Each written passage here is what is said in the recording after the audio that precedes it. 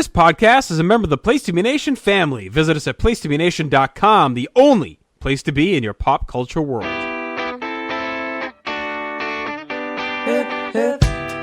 You're listening to The Kevin Kelly Show, exclusively here on placetobenation.com, the only place to be in your pop culture world. And now, here's your host, the voice of Ring of Honor, Mr. Kevin Kelly. So let's say your computer is giving you problems. What do? Do you reboot? Do you reload? Or do you throw it away and start fresh? I think I know what's wrong with professional wrestling. And better yet, I think I know how to fix professional wrestling. We're going to talk about it here on this show. What's up, everybody, and welcome to the Kevin Kelly Show here on the Place to Be Nation. It's episode 14. That means for the past 28 weeks, I've actually stuck to something. Who says new habits can't be formed? This is crazy. One of the ways that we're going to reboot the wrestling business, one of the ways that we're going to make sure that it's lasting much longer than I would ever be, because eventually I'm going to be, dead, 6 feet under. So how can I do my part now to make sure that the wrestling business lives long beyond me? Well, I can align myself with good people and good trainers and people that make me better. And one of those people is going to be my guest on the show here this week. He's running the world-famous Monster Factory. As far as I'm concerned, it's the premier professional wrestling address for training. When people talk about, well, I want to be a wrestler, but I don't know what to do. A lot of times I say it depends on where you live. If you're in the Northeast, you should go to the Monster Factory. It's not the only good school around. But since 1983, man, it's been turning out just stars. It's had its ups and downs. But now I think it's on the way back. And I think it's going to be bigger than ever. And that's because of Danny Cage. Danny's going to be our guest here on the Kevin Kelly Show. And we will have a whole lot of fun with him along the way. He is a very outspoken individual.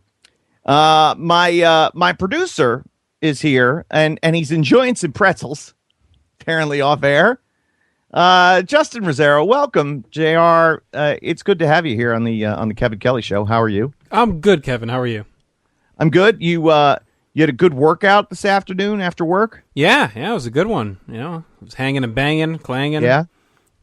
I just did Venice Beach in the background. I would have been all set. Yeah. What'd you train today? I did biceps, triceps. I did a whole upper body thing, Yeah. I don't get to go like every day to do the different body parts, so I make mine count. I stay there for a while and I do all upper body and get it all out of the way, and then I do a little basketball, a little DDP yoga to round it out during the rest of the week, and that's it. Nice. So one of the reasons I wanted to bring you on, and I know we'll talk throughout the show, and we always have a great time. I love listening to this show. Of course, obviously, one of the stories we're going to talk about was Kevin Steen leaving Ring of Honor. This past weekend, he wrestled in his final Ring of Honor match against our buddy here on the Place to Be Nation and my color commentary partner on Ring of Honor Wrestling Television, Steve Carino. You will see that match on television in a few weeks if you didn't have the opportunity to be there live in Dearborn. Trust me, you're going to want to see this because it was a very, very special night. Special match, great atmosphere. But almost, JR, almost overshadowing the Kevin Steen story, in my opinion right now, is a little story that sort of percolated early today, which I had read, and you had made sure that I had read. And that was about John Cena. Is John Cena serious? Is he thinking about leaving for Hollywood? Could this be true? What do you think? Oh, man. I would think he's at least exploring it, right? And he's already missing a little bit more time now. He's filming a movie now, so he was off Raw last week, heading in. So here's the report. This is on 411 Mania. There's been talk in WWE about John Cena's movie career. Cena has missed WWE shows to film The Nest and already signed on to appear in Trainwreck. A few wrestlers have been joking that he'll soon appear via satellite. Speculation backstage, if his movie career takes off, he'd be a next big star to leave for Hollywood. While Cena will always be considered part of the family, officials are already preparing for the day that he decides to slow down. And that's also credit from PWI Insider. So... yeah, that's a lot there. And that came from another report that was in like some Hollywood movie magazine or something that was speculating it, and they had quotes in there. So, yeah, I mean, he'd have to be stupid not to, right? You look at what The Rock is making, like $50 million a year or whatever nonsense he's getting. And I'm not saying Cena would ever come close to The Rock, but even if he's a fifth of that versus killing yourself every week on TV, and a guy that's not always the healthiest, gets banged up a lot. He's missed a lot of time over the last couple of years with different injuries, his neck, his arms, knees. You got to start to think about it, right? I'll give you another scenario as the reason why he's probably thinking about it. I doubt he's making as much money as he was a few years ago. That's true also, especially with the buy rate thing. And exactly. Yeah. Now that we're moving into a different financial model, where's the financial incentive? Well, he rakes merchandise still, though. Well, sure. I mean, he's not. We're not going to be holding, as I say often here on the show, we're not going to be holding charity events for him. But if I look at The Rock and you bring him up as the perfect example, and I think this past year, well, yeah, really. I mean, but as far as action movie stars, right, and the types of money and the type of money that you could make, I think he was second to Robert Downey Jr. As far as highest paid actors are concerned. Top 2 or 3. And that's a lot of coin. And I guarantee you Rock's making a hell of a lot more money than Cena for all of his merch.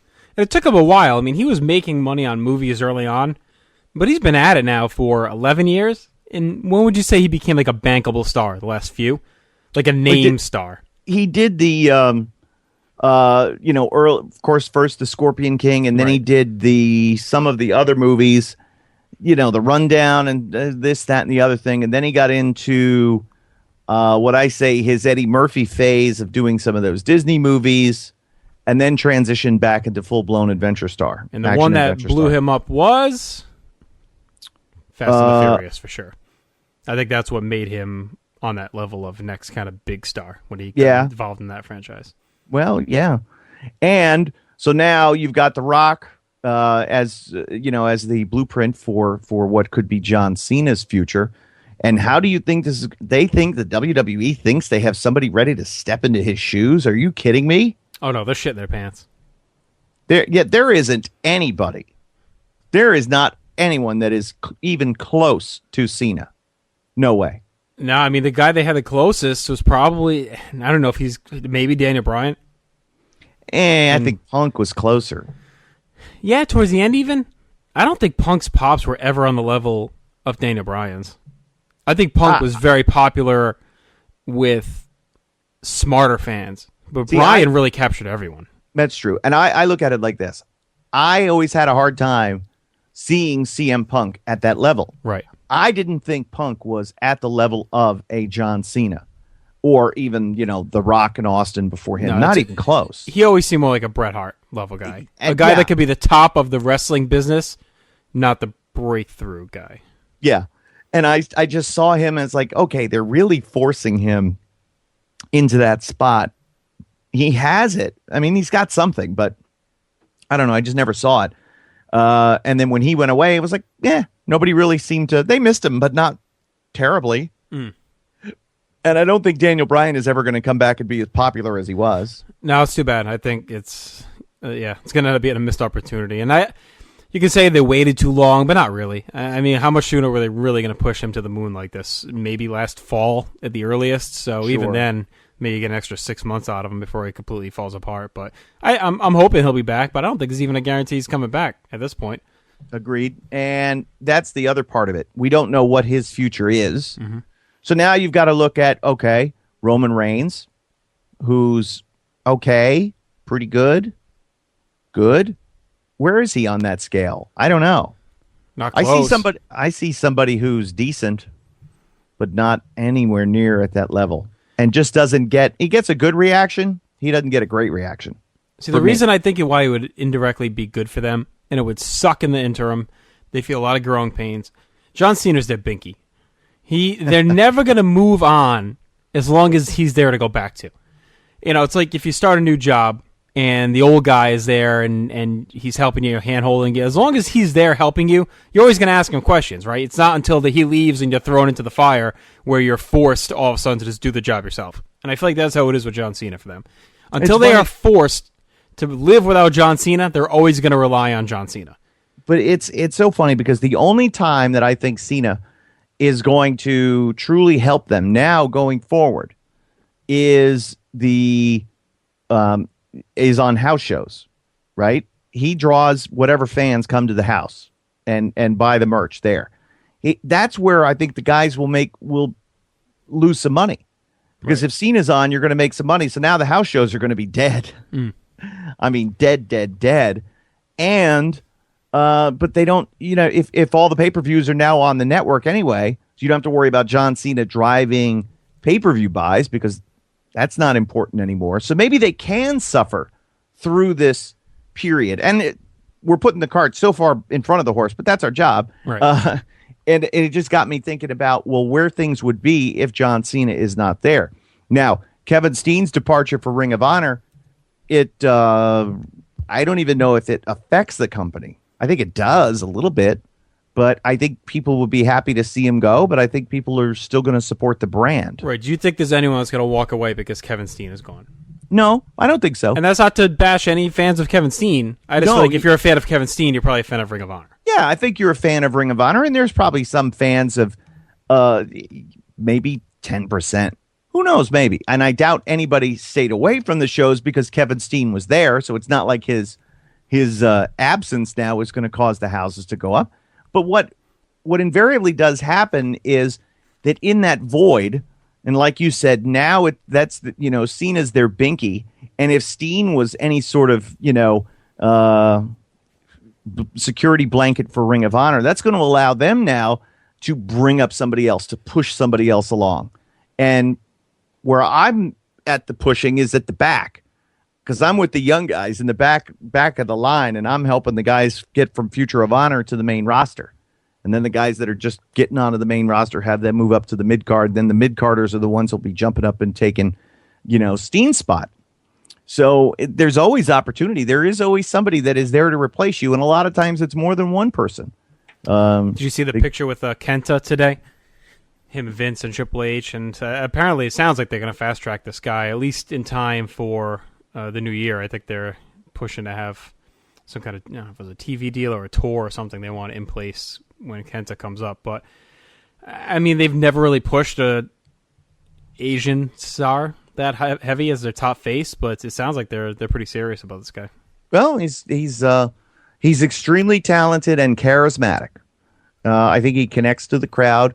I think that will shine through. I've only seen him in smaller venues. I've never seen him live. So, but I've always heard, and that language won't be a barrier. Him talking is not going to matter one way or the other. He wouldn't be a good promo guy. Well, he said that part of it is he was working already on learning. He's brushing up on his English and at least being serviceable. It'll be decent, but I think it'll always be the way he connects to the crowd and the way he looks at the crowd and the way they, it'll be a lot of nonverbal stuff. I think he's going to do fine. I think it will be.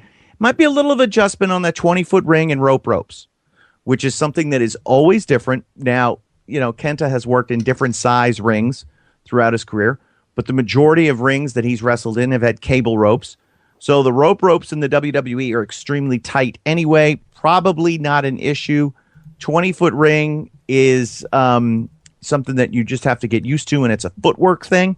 So really, I think that he can go as far as they allow him to, and it's just a question of once Vince sees him while he's sitting in Gorilla, and he's got his little glasses on, and he looks in the monitor, and that's the way he's going to perceive KENTA. If he perceives KENTA as a star, then KENTA will be a star in the WWE, and if he doesn't, he won't. He'll never get as far as, he'll never go further than Daniel Bryan, who got to where he got in spite of the fact that I don't think Vince ever saw anything in him. But who else was he going to push? With CM Punk out, gone. He needed somebody, and that was Daniel Bryan. So, I don't know. I think Vince was always reluctant to give Bryan that opportunity, and now that he's injured, that conversation's off the table. So, any chance Ambrose can be that guy? I watched Ambrose and Claudio on Monday, and I don't see that. I don't see him at that level. In fairness, that match felt like they were holding back a bit.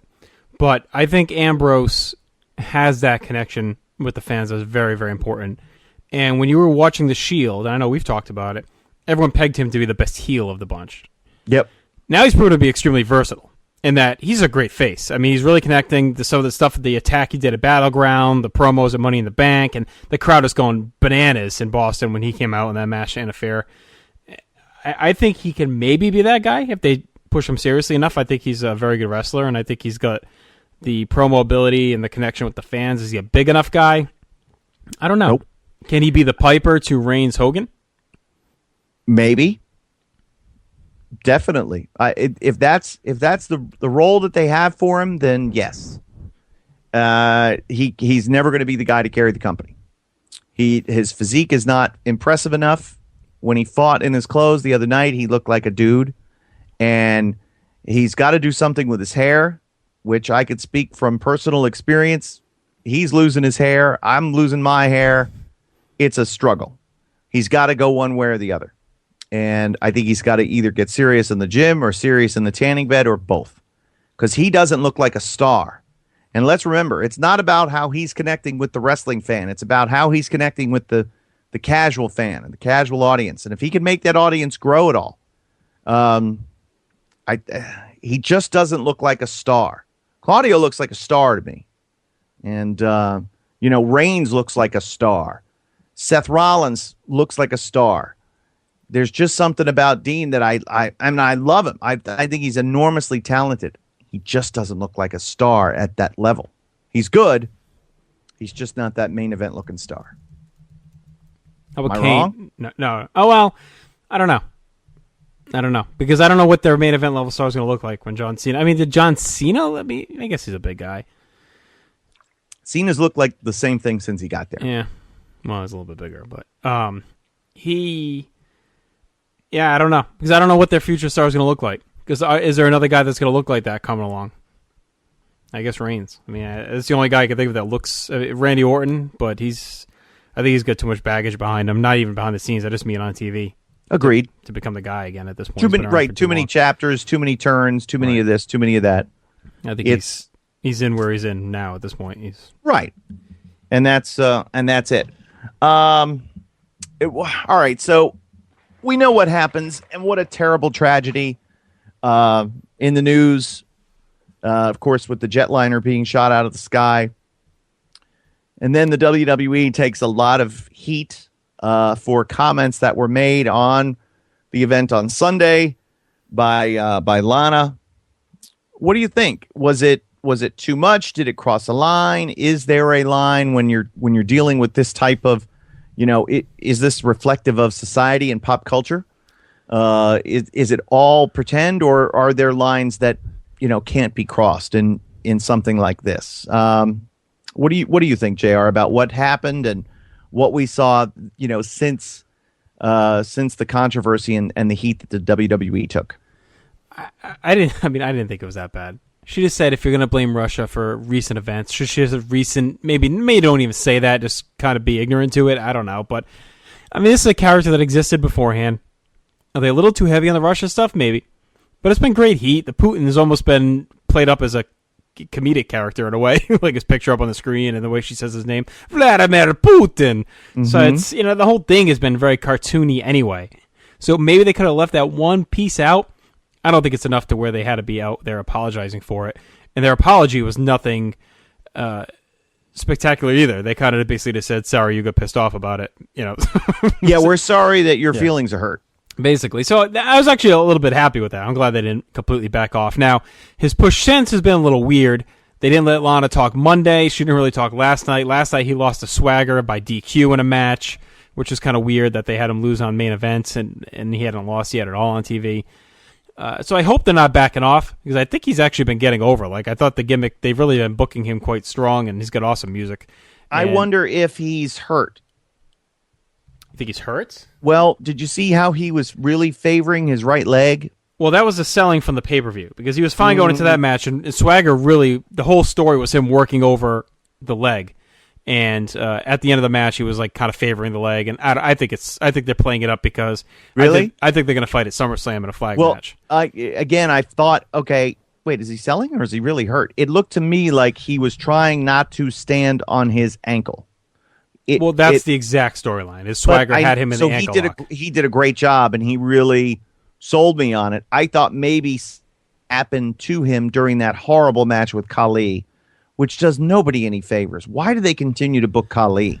I feel like it's going to be like a favor because he's like a nice guy or something, and they still have this weird... He killed somebody in wrestling training. I know. He's not a nice guy. Well... No, he's not a nice man. Then I don't know. Is it just that they want to have that touch to the Indian market where he's like a megastar? I guess. I don't know. I just don't... He's not talented. No. He was in that hold forever. I thought the referee was just going to call for the bell eventually. He's been around 7 years. That's criminal that he's stolen that money. He's been around as long as you were there at this point. Well, yeah, both of us sucked there. Horrible. Should have fired me sooner. Yeah. But anyway, I see now it's your cross to bear. I think that the WWE's response was perfect, and I think that a little bit of controversy is a good thing. I'm glad that they're maybe walking it back a little bit. I don't see Rusev as a guy that deserves to have a long undefeated streak. I don't even want to have a guy like that with a streak. It's just stupid. He's not that good. And Lana's the star of the show. She's very, very talented, beautiful, and he's just there. He's just a guy. His nationality notwithstanding, who really cares about him? If I never saw him again, I'd be fine. But I miss the music. See now, and this is something we were talking about. Good music. How about the fact that what got the best reaction on Monday? To me, what got the best reaction on Monday was Stephanie. And that whole thing. When she get arrested? 2 reasons why. One, because the deflated reasons. We don't see her physically involved all the time. Right. Okay. And it had a real feel to it. Even though it was a little bit hokey and set upon and all that, but it just kind of had that, it didn't feel like a normal thing, like something I had seen. It was something different because it was girls. This goes back to why you book people as attractions and why you don't have to see the same people all the time. Because by not having her to be on the show all the time and by having Brie not be on the show for a while, it makes it special. It makes everything different and better if you can do something new and fresh with somebody who is new and fresh. Over, because we've established them as being over. We've known Stephanie McMahon since 99, I guess. Yep. And, you know, the Bellas have been around now for probably 6 or 7 years, 5 years at the least. So, yeah, they're over and established, but you don't have to see them every week. And then they go away and they come back and yay, it's something new and different again. And I'll give Brie credit. I thought this was the best she's been in this. I think the whole feud's been booked pretty well. They've done a nice job with it. I thought she was really good on Monday for the first time. Completely agree. Absolutely, completely agree. You know, and did you look at the pictures of the nipple slip of her sister? No, I was too busy looking at the Skeletor chest of Stephanie McMahon. What's going on there? What happened? She should have just worn like a full shirt on this one night. It did not look great when her arms were pulled back. So she had her implants removed, do you think? That's what it looked like to me. Man, oh man. I saw comparisons of her chest to Kofi Kingston's. Jamaican me crazy, Kevin. The storyline with Brie, so it sounds like they're going to do Brie Stephanie at SummerSlam. And I'm guessing that's where Nikki turns. That'd be my guess. And she'll say the whole, you know, you kept out coming out here, you screwed up my career because you wouldn't go away, and now Stephanie was punishing me, blah, blah, blah. So it sounds like they're heading that way, which will probably be a little bit of a letdown when Stephanie beats Brie at SummerSlam because Nikki interferes. That'd be my guess. Yeah, we'll see. I think they pull the old twin switcheroo, and Stephanie drops the fall at SummerSlam, and that's it. Then they let it go. Sounds like they really want to do the Nikki heel thing. They could just have Brie win, and then the next night Nikki turns or something. Well, I mean, the Nikki two out of them, SummerSlam match. I think the two of them are two of the most, and I say this air quotes because I don't know them as people. They look to be two of the most unlikable people I've ever seen in my whole life. Just their faces are just at like a resting bitch face all the time. Kind of like Dan McGinn's picture on the Skype I'm looking at. No, that's a happy boy right there. Happy boy Dan McGinn. Still He's a very face. No. He's smiling. He's effervescent. It's the laser background on the picture. Dan McGinn does a great job helping us out with the show every week, and he's Carino's sidekick and producer on the Steve Carino Show. He's Carino's personal mark. That's what he is. You should hear him between segments on that show, just freaking out over everything. Apparently, Matt Hardy approves of Dan McGinn. Yeah, I'm sure. That's the word on the street. Just quickly on the Bella thing. I don't watch Total Divas from the great recaps at PlaceMeNation.com. Ben and Jen do the Total Divas, watching Total Divas. It sounds like Brie's very likable on that show. Her and Daniel Bryan. It sounds like Nikki is not. I think that there's just something to be said for that. But there's a character that's on the Food Network Star, and she described herself as just having resting bitch face, like all the time. So she really is trying to work on being nice and happy and shiny and bubbly. And I was like, oh my God, that's the perfect description for the Bellas. Because that's what I see when I see their face. They always just have bitch face on.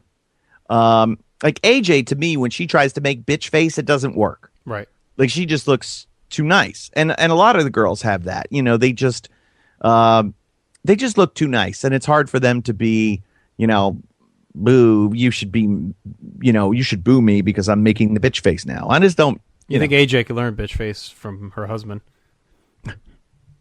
Why? Why are you saying that?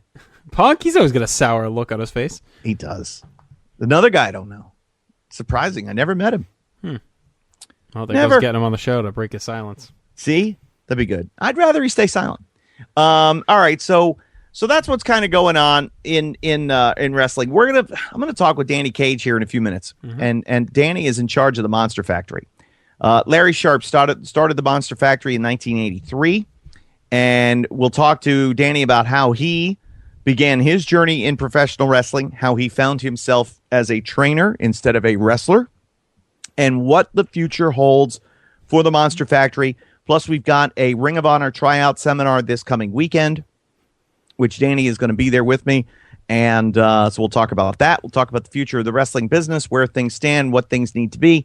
And we'll probably complain about the way guys do things today and how they were done back in our day. So we got that to look forward to. But no, it's a very Danny's a lot like me. He's different, but he's a lot like me and very much invested in positivity and hard work and, full effort. So we're going to have a good conversation and a good time. Later on, we'll do some trending stories and we'll talk about some sports things. And I'm sure we'll do some Twitter Q&A and we might play a game or two, or who knows what's going to happen. But we're just getting started here on the Kevin Kelly Show. And speaking of which, now's the time where JR tells us where we can find the Kevin Kelly Show each and every week. Y'all can find the Kevin Kelly Show any of the following ways: visiting PlaceToMeNation.com, clicking the Kevin Kelly Show banner or the PTBN podcast banner on the right-hand side, subscribing to the Place to Be podcast on iTunes, and also you can visit Stitcher.com, subscribe to Place to Be podcast, or download the Place to Be Nation podcast app by going to placetobe.podbean.com/mobile on your iPhone or iPad device. Be sure to follow us on Twitter at @place2BNation and at Real Kevin Kelly, and like us on Facebook at facebook.com/placetobenation. If you have questions or suggestions for our show, email us at kevinkellyshow@placetobenation.com or tweet up at us using hashtag AskKevin with the double K capitalized.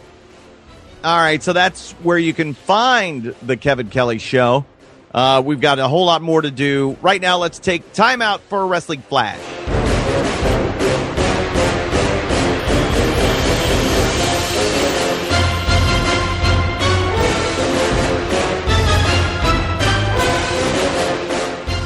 I'm Just Rosero. This is your Wrestling News Flash, brought to you exclusively by WrestleChat.net, your pro wrestling news source. WWE posted the following cryptic tweet on Wednesday reading, "Something is coming, can you guess what?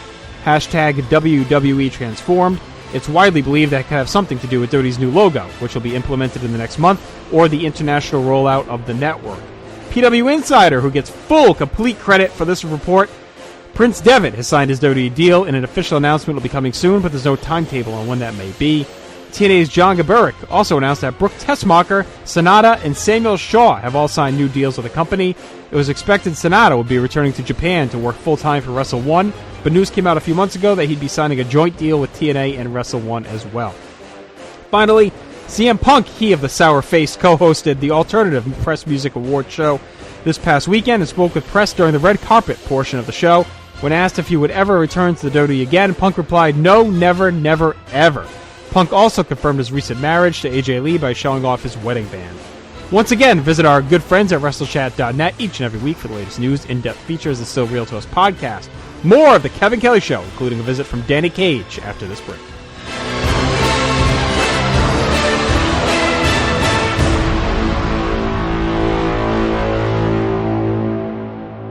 This is the king of old school, Steve Carino, and you've heard all the rumors, and it's true. The Steve Carino Show is here. We talk about wrestling, we talk about baseball, movies, television, anything you want to talk about. New guest every week. That's right, the Steve Carino Show every week here on the Place to Be Nation. Hey, this is Bauer from The Bauer Show, sports and more. You can check out The Bauer Show podcast every Wednesday and Friday right here at placetobenation.com. The Bauer Show. Chad, do you hate it when commercials run and run? What do you mean, Parv? Oh, never mind. Listen to Where the Big Boys Play on placetobenation.com and find us on iTunes. We are the only WCW Supercard exclusive podcast. Greetings, friends. Ben Morse from Place to Be Nation's Main Event here. Tired of other podcasts constantly stuck in the past? Every other week, we give you a roundtable discussion of what's happening in wrestling today. Place to Be Nation's Main Event.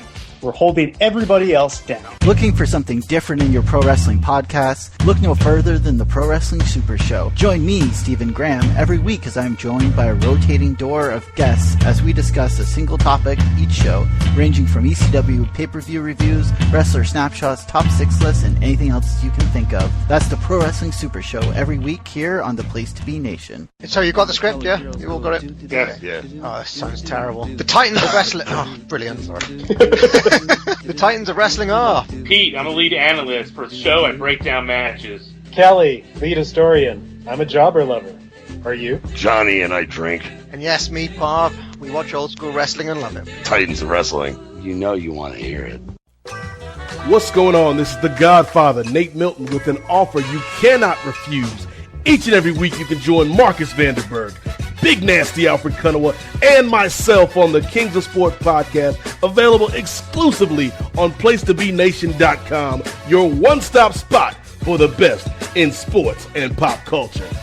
Hey, sports fans, this is Dr. G for Extra Point, Place to Be Nation's traditional sports talk podcast. Every episode, Scott Criscullo and I talk everything from the big 4 leagues to all the hot sports news with exclusive guests and analysts. Email us your comments and questions at extrapoint@placetobenation.com. That's the Extra Point, exclusively on placetobenation.com.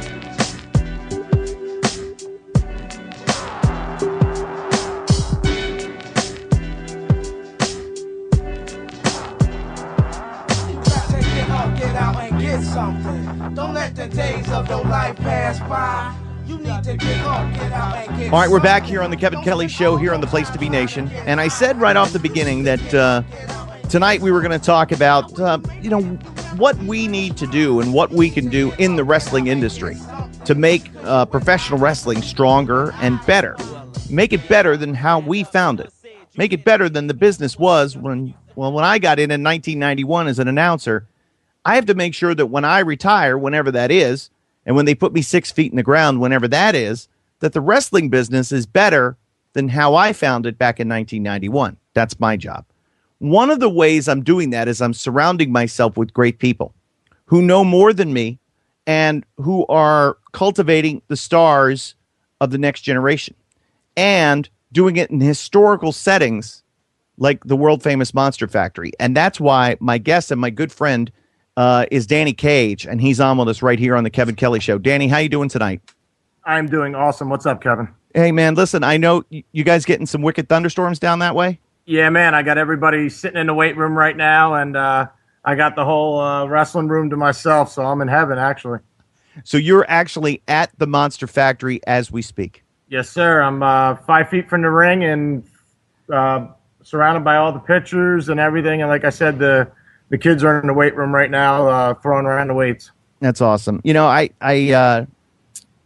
came down to do a camp the end of May, 1st of June, and it was a career-changing experience for me. That's awesome. It was just, again, to be in that setting with all of that history on the wall, fans, and it's like a if you've ever wanted to be a professional wrestler, and I had said this earlier on, Danny, there's always, well, where do you live? We would always recommend a school that is close to you. If you live in the Northeast or anywhere like in that vicinity, you should go to the Monster Factory because it's the most famous wrestling school in the world. Just the history there, it was awe-inspiring. It really was, and it began in 1983, just sort of on a whim and an ask from Buddy Rogers, correct? Yeah, Buddy Rogers wanted Larry to train his son, and Larry explained it to me. He said, that's like Babe Ruth asking you to teach his kid how to hit. So Larry was, taken back by it and couldn't believe it. And as they started doing the school and everything, then they realized Buddy's son didn't even want to wrestle. So Buddy's just like, hey, Larry, the school's yours, man. I only wanted to do this for my kid. Well, and of course, Pretty Boy Larry Sharp, who his ring career was at that point beginning to wind down, then began to wind up as I would say the premier trainer and probably really the first well-known trainer in an era where wrestling schools may have been, in existence. You had to learn somewhere. A lot of guys just did learn on the road, but they certainly weren't advertised like they are nowadays. Larry was a trailblazer in a lot of regards as far as being a wrestling trainer, correct? Oh, yeah, absolutely. And, he took a lot of flack for it, because like when Larry broke in, it was by Mr. Fuji and Grill Monsoon. And actually Grill Monsoon and Red Barry came out to scout Larry at the Paulsboro High School during one of his matches. So that's, how you broke in then. And then you would go and you'd set up the ring and you'd wait and maybe you get in the ring for a little bit. But most of the time it was carrying Fuji's bags and, getting pranked by Fuji and pushing Fuji's car when he turns the keys off and says, Larry, son, you push next mile, stuff like that. That's how they broke you in back then. So it was kind of weird for Larry then to actually just open up the business to people. And he says he kind of regrets a little of it because then it spawned everybody. And even Al Snow talked about it. It just spawned everybody with, hey, if he could do it, I could do it. But everybody doesn't do it like we do it. Right. That's the thing. Now, there's been, and it hasn't always been, while the school now in Paulsboro, New Jersey, it hasn't always been at its current address, correct? Yeah, it went address hopping after the one in Clementon closed down. The marketplace in Clementon is actually where I took my tryout in 1994. That place was pretty cool. It was like 10,000 square feet, had 2 rings in it.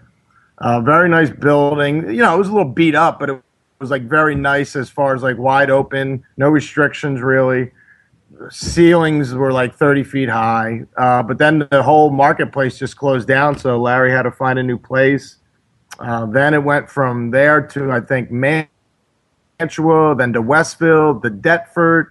I mean, you name it, it's been in every city in this 5-mile radius in the last 5 to 6 years at least. But now we got a permanent home in Paulsboro, New Jersey.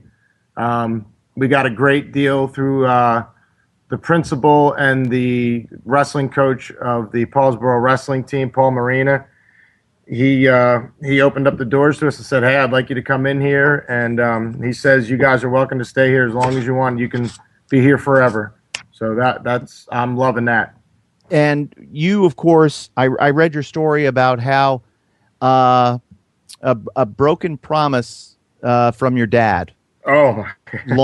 launched you in your career, and I think in that one episode, that's where you made a decision. That the decision may have already been being made in your mind, but it was at that moment in time. It seems like to me that you said, I'm going to stand up on my own 2 feet, and no matter what I want to do, nobody is going to deny me and turn me away from my dreams. Your dreams at one point were to be a professional wrestling star. Now your dream has shifted to taking the Monster Factory to places that Larry Sharpe may have never even dreamed of it going. Is that a fair assessment of you? Have I sufficiently analyzed you? Yeah, that was very good. Perfect cliff notes to how everything came to fruition right now. The only thing is, like, right when that broken promise from my dad to pay for wrestling school happened, it wasn't like I just woke up the next day like Rocky, you got to get up. I went into a tailspin for like 2 years where I just was hanging out and doing nothing. And then finally I was like, what am I doing, man? This is ridiculous. Why do I let one man just determine I wasn't going to do something? So that's when, I was like, it's time for me to stand up for myself and do something about it, So all those people out there, it's not like, you just snap your fingers and you smarten up. It's a lot of lessons that got learned. And along the way, if those lessons didn't happen, maybe I wouldn't be the man I am right now to show these kids the right way to do things. Like, I didn't have a long career. I maybe had at the most 150 matches. But this is the year 2014, and to teach these kids, I think, is a lot different than it was in the 80s, where all you taught them was a couple bumps and some things and some cells, and to cut a great 80s style promo, and you're out the door, kid. But here we learn life lessons, actually worry about these kids, get on them about their social media. Even if they don't make it to the WWE, to Ring of Honor, to TNA, to Japan, at least they're going to leave here a better person. And I always tell them, at least stay in the circle of friends that you've got here, because you never know what it's going to lead to. Me always being friendly with Larry, never burning bridges, never saying, hey, it wasn't what you promised me. I could have done so much more, Larry. How dare you? But I was always respectful to him. And when he needed something, he called me, which then led to me now owning the Monster Factory. He gave me an opportunity to help him out. I took that opportunity. I ran with it. I said, we got to do this. We got to do that. Wasn't even asking for money. I just said, I want to just help you. Finally, this went by a year. No money, no nothing, never did anything. And he just said, you know what? Why don't you just put the whole business in your name? It's yours. And I said, well, you can't go anywhere because no one knows who the hell I am, Larry. And he goes, well, I think you're selling yourself short. People know who you are. And then it became the slow transition out to where he just finally moved away. Like 2 months ago, he's in Florida now, retired, loving life, and place wired up with cameras. Like you said, it's like a mini performance center. What we have. It's amazing because when I first walked through the doors there in Paulsboro, it was very much like what every wrestling school, professional wrestling school, should be. Because you walk in and there's this huge weight room, and it's not brand new. There's no, but the weights are worn, but they function perfecly. And then you go into 30 pounds is 30 pounds is 30 pounds, whether there's rust on it or not. It's 30 pounds. Exactly. And then you go into the main area where you see the ring set up on one end, and then you see just wrestling mats going all the way. Wrestling mats are on the entire floor. With the ring on one end, and then with all the chairs away, you've got this incredible area if you want to do mat wrestling, or if you want to just do cardiovascular conditioning, or if you wanted to do yoga style stretching and conditioning, whatever it is that you want to do, you have this full run of this space to be able to do it in addition to a full-size ring, which looks great and is fantastic, and you're surrounded by great people. It's not just you doing the training too. Who are some of the other guys who are your main trainers that you have help out?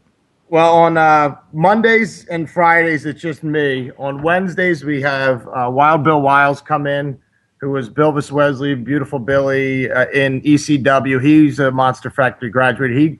He was just leaving the Monster Factory as I was coming in, and we crossed paths a little bit. And then we also have the Blue Meanie who comes in on Wednesdays. Both those guys are working out right now. I think actually Bill's going over match tape with the guys, and Meanie's in the weight room with the guys. That's fantastic because, again, between those two guys right there, with Meanie and Bill, that's 35, 38 years of experience combined. Absolutely. Been all over and seen everything and done everything and can relate that to the young guys. I know that one of your most recent graduates from the Monster Factory is currently in NXT. But a lot of people don't know who he is yet because they've only seen a little bit of him on NXT. I'm sure a lot of listeners may not even know who he is or who he was in the Monster Factory. Tell me about him. All right. He came to us May of 2012. His real name is Steven Kuprick. We dubbed him Tommy Macklin. He wanted to go with this whole gimmick, the trademark, but he came to us in a tryout along with a bunch of other people, and we had like a mass tryout. We had like 40 people come and try out for free, and we awarded partial scholarships. He won one of them. In the very beginning, you could tell he was going to be something, a natural. Plus, he looks the part. This kid is he's 225, but when you look at him, you think he's like 270. Like, he looks that unbelievable. Like I said, he's got the good pedigree of 2 tours in Afghanistan. He was a Marine. Wrestled amateur, could do everything, and just happened to be in the right place at the right time when we brought Gerald Briscoe in, and he was one of the main reasons why I contacted Gerald Briscoe to bring in is. Yeah, you can't. I don't you can't want do much these better kids than that. to stay here. I don't want them to stay here. I want them to move on. I'm not trying to put Vince out of business. I'm not trying to put Ring of Honor out of business. I'm not trying to put TNA out of business. I want to run a show a month so the kids get their feet wet, learn how the production goes, stuff like that. Give them a chance to get, cut their teeth. But my main job is to get them ready to go to the WWE, Ring of Honor, TNA. So I brought him in, and he liked a couple of the guys. He submitted a couple of names for a tryout. He got his tryout, and he killed it. And within a month of that tryout, he got the call that he was signed to a WWE contract, developmental contract. And right away I contacted Gerald Briscoe and I said, I don't want to, ruin this for Steve. So what can we do? And he said, just do me a favor and wait till January. Now, meanwhile, when everybody else has a student that is signed, it miraculously leaks to the dirt sheets or, something happens. But this did not get out until probably 2 weeks before he went to NXT in January. December 14th, people showed up to a show, and he just didn't have the belt anymore. And we just said that he got a contract with and we just didn't even say what it was. We just didn't want to soil it. We wanted the kids to do things the right way, lead by example. So Gerald Briscoe said not to say anything till January, so we sat on it for 4 months while everybody's saying, the Monster Factory doesn't know what they're doing, Danny Cage doesn't know how to train people, this, and this. All of the while, we got a guy who's already under contract to the WWE. So that was awesome. That's the best. Screw you to anybody. Is just your work. You don't have to brag about it. You just put in the work. That's the best FU ever. Right. What is the and so he wrestles as what's his name there at NXT? Steven Cutler is his name. You can follow him on Twitter, Steve Cutler WWE. He's and again just a very positive guy. Seeing him on Twitter, and I look forward to having the opportunity to shake his hand and meet him in person. Oh, he's the nicest guy, nicest kid. He was just in town a couple weeks ago. He got vacation. So he invited me and the family over, and we went over and hung out with his family and his mom and his fiance and everything, and his dad. So it was really nice. It was cool. And he stays in contact with me. I talked to him like 3 times already today. He calls me usually once or twice a day just to update us. He'll do a Skype call with the wrestling school and talk to the wrestlers about what's going on and stuff. So he's not forgetting his roots, which is great. That's excellent. So he's gone down there, and I'm sure he's learned that the Monster Factory can't teach anything. Danny Cage doesn't know anything. All these trainers up there are nothing. That the WWE has everything figured out, and everybody else is an idiot, right? That's you. I know what you're doing there, Mr. Kelly. He actually, what was really awesome is the first thing he said when he went on a Skype call with everything. He said, "Everything that Dan, Meanie, and Bill are telling you is exactly what they're teaching here. Listen to them. They know what the F they're talking about. Do not be idiots." And, we just had another guy who I'm looking at across the way, Luis Martinez, was just at a taping as an extra, and he said the same thing. He said, "Guys, everything they're saying is exactly the way it is. They're not lying to you. They're not lying to you. It is exactly the way it is. So listen to them." So that's really cool. Luis is somebody that broke in around the same time as you, and far from an overnight sensation. But I think good things are on the horizon between his extra work in WWE, starting to get on that radar. He's going to be part of the contention for the Monster Factory that's at the ROH tryout this weekend in Bristol. So he's on the right track. Yeah, and he just won the championship. He just won our championship off of Joe Gibson. Congratulations to Luis, who is he's a star. The first time I met him, I was like, damn, he's a star. And I saw, I saw stars when I was there, and not because somebody hit me, Danny. I'm telling you, you're doing it the right way. Thank you, bro. You've got homegrown talent there that is listening to you, that is doing it the right way, but they just seem to have that something special. And there are things that can be taught. There are things that can't be taught. But we control what we can control. So what are some of the biggest things that you as a trainer try to control with the wrestler when they come in? What are some of the biggest lessons that you teach them? Well, the first thing I say is just to listen. That is the biggest lesson you're ever going to learn, because I tell them that's how I got away with doing this with only having the experience I have, is by listening. By listening to people. I love being wrong, because then it means I just learned something. So if I'm telling you something and you're wrong in it, like I always tell everybody, 2 + 2 = 4. I don't care how you came up with 5, so you can just shut up right now. Just listen to me. Listening, being on time, and meeting your commitments. Whether you say you're going to be here at 3 and you get here at 3:30, and you go, well, I know I said I'd be here at 3, but it's 3:30. I'm like, yeah, but what if I had somebody here to meet you at 3? Now I look like the fool. And don't break promises. Also, we teach, take care of your body. This is your investment. If you worked with hand tools or whatever, you would want to take care of your tools. You'd want to make sure they're sharpened. You would make sure they're clean. They're put away properly. It's the same thing with your body. You've got to take care of your body. We don't even allow people to go to the top rope, no to the outside. The only ones that can go to the top rope are a very select few. We don't allow, every once in a while we let someone do a dive. Like Luis wanted to do a dive, so he's okay, but go ahead, big guy, do the dive, even though it drove me nuts. But then again, when I was a wrestler, that's what I did. I did the stupid thing. So that's why I'm learn from my mistakes. Your body gets beat up. And we also, like I said, it's not a business anymore where it's all in ring. So we try to teach them how to carry themselves professionally all the time. We were just at WXW, a couple of our guys, our tag team, and we were in the locker room, and I just said, I just started saying, pick that up to our guys. I don't care if it's yours or not. There's trash on the ground. Someone's picking it up. Let's set a trend. Let's pick it up and see if everybody else picks it up. If not, then we clean up the locker room, and it's clean when we leave. Stuff like that. You'd be amazed, and I'm sure you know. Yep.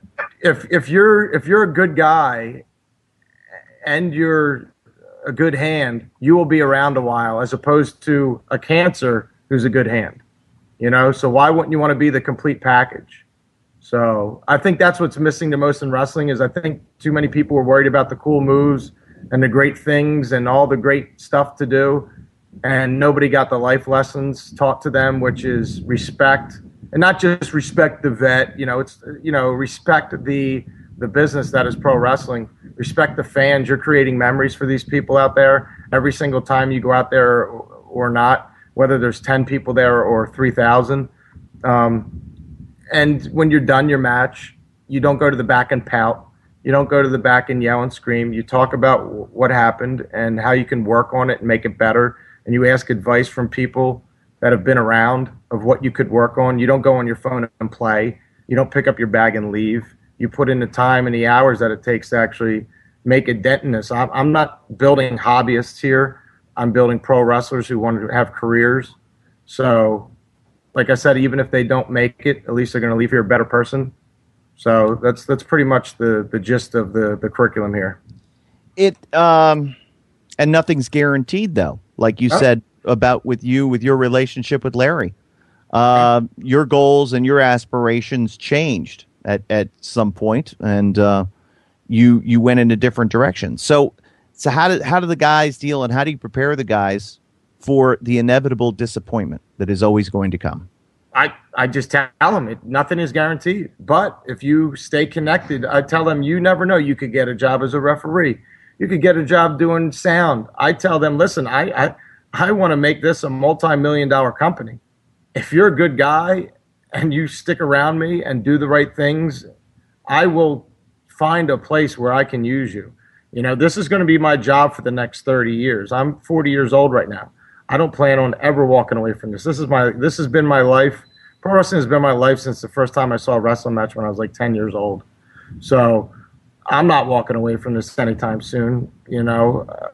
My wife and kids are leaving tomorrow morning, and I'm here. They're going on vacation, and I'm here tonight, and then Saturday and Sunday I'll be with you guys. That's right. This is my life. It just is. It's so funny. And I think for years, because my wife and I, we started our relationship just about the same time as my wrestling career got started. So as long as I've been with her, I've been in wrestling. And it took her a long time to understand that I'm going to make sacrifices for wrestling. And trying to find that balance is always a difficult thing. How do you manage that? And how do you prevent getting burned out? Because you burn the candle at both ends. You're the first one there, you're the last to leave, and you carry all of these guys and all of these burdens on you a lot of times. How do you manage all of that personally? I said it today, I tweeted about it and I put it up on my Facebook page that I love days like this when it's so hectic, when I got so many things to do, because then you're running on instincts. And then I said, or should I say running on preparation. Even before I got into wrestling, back into pro wrestling, I was writing stuff for a political writer and a comedian, and I was driving to New York sometimes, and I wasn't getting paid for it, but it was kind of like an internship, kind of like with wrestling. So I was going there and doing things, and my wife completely understood. We've been together since 1999 or 2000. Right around that area. We love each other so much. We don't even really care about things. We don't even get each other Valentine's Day cards anymore. We just don't. We're just like, do you want to do it this year? We're like, nah, not really. So we just had this understanding. She knows I'm not going anywhere. I give her the world that I live in, and she accepts the world that I live in. I would, if she needs me to do stuff for her, I will sacrifice and do stuff for her. But we're very comfortable where we're not needy. Like last night, she went out with her friends, and I stayed home with the kids, and she didn't get home till 11:30, 12 o'clock. And I said, honey, go ahead and get a shower and, get some sleep. I got to go downstairs and work, and we'll talk tomorrow. We saw each other for a half hour today, played with the kids for 5 minutes, got all my stuff together, and rolled right to here. Mm-hmm. I don't give on certain things. If there's valid reasons to give, then I will give into her needs. But you have to draw a line in the sand of, listen, this is my passion. This is what makes me happy. And she's such a great and understanding woman that she realizes that. Like when I first got laid off, I was working for Bell Atlantic. I got laid off, didn't have a job, and we were just dating and had an apartment. And I go, I got to get out and go look for a job. She goes, Dan, you love wrestling so much. Just start wrestling and collect unemployment. Just go and wrestle as much as you can and just have fun. You never get a chance to do that. So like that meant a lot to me. So, yeah. And I asked her to marry me when I was unemployed. I had no money. And she said, if you spend a lot of money on a ring, I'll punch you right in the face. And that there, I was just like, I love this girl. I have no job. And she's going to say yes. And all she's worried about is me spending a lot of money on useless stuff. You know, we got married in Vegas by Elvis. You know, we didn't care. It's just her father died when she was a senior in high school. She didn't want to do the church thing. She knew I loved Elvis. She goes, let's just go married by Elvis. We'll give everybody 2 years notice. We had like 40 people fly out with us. And we had cool.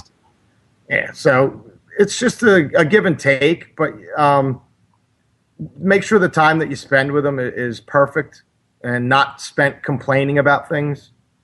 That's the biggest thing. I even have a problem with that because especially nowadays with the phone, you know, and you're constantly looking down at that phone. Especially for me, I have 4 different emails connected to the Monster Factory. Plus, I do the Twitter, the Facebook, the website. I schedule the birthday parties, the training, the shows, the appearances. So I have all that coming in my phone. So every once in a while, I have to turn it off just to give her undivided attention.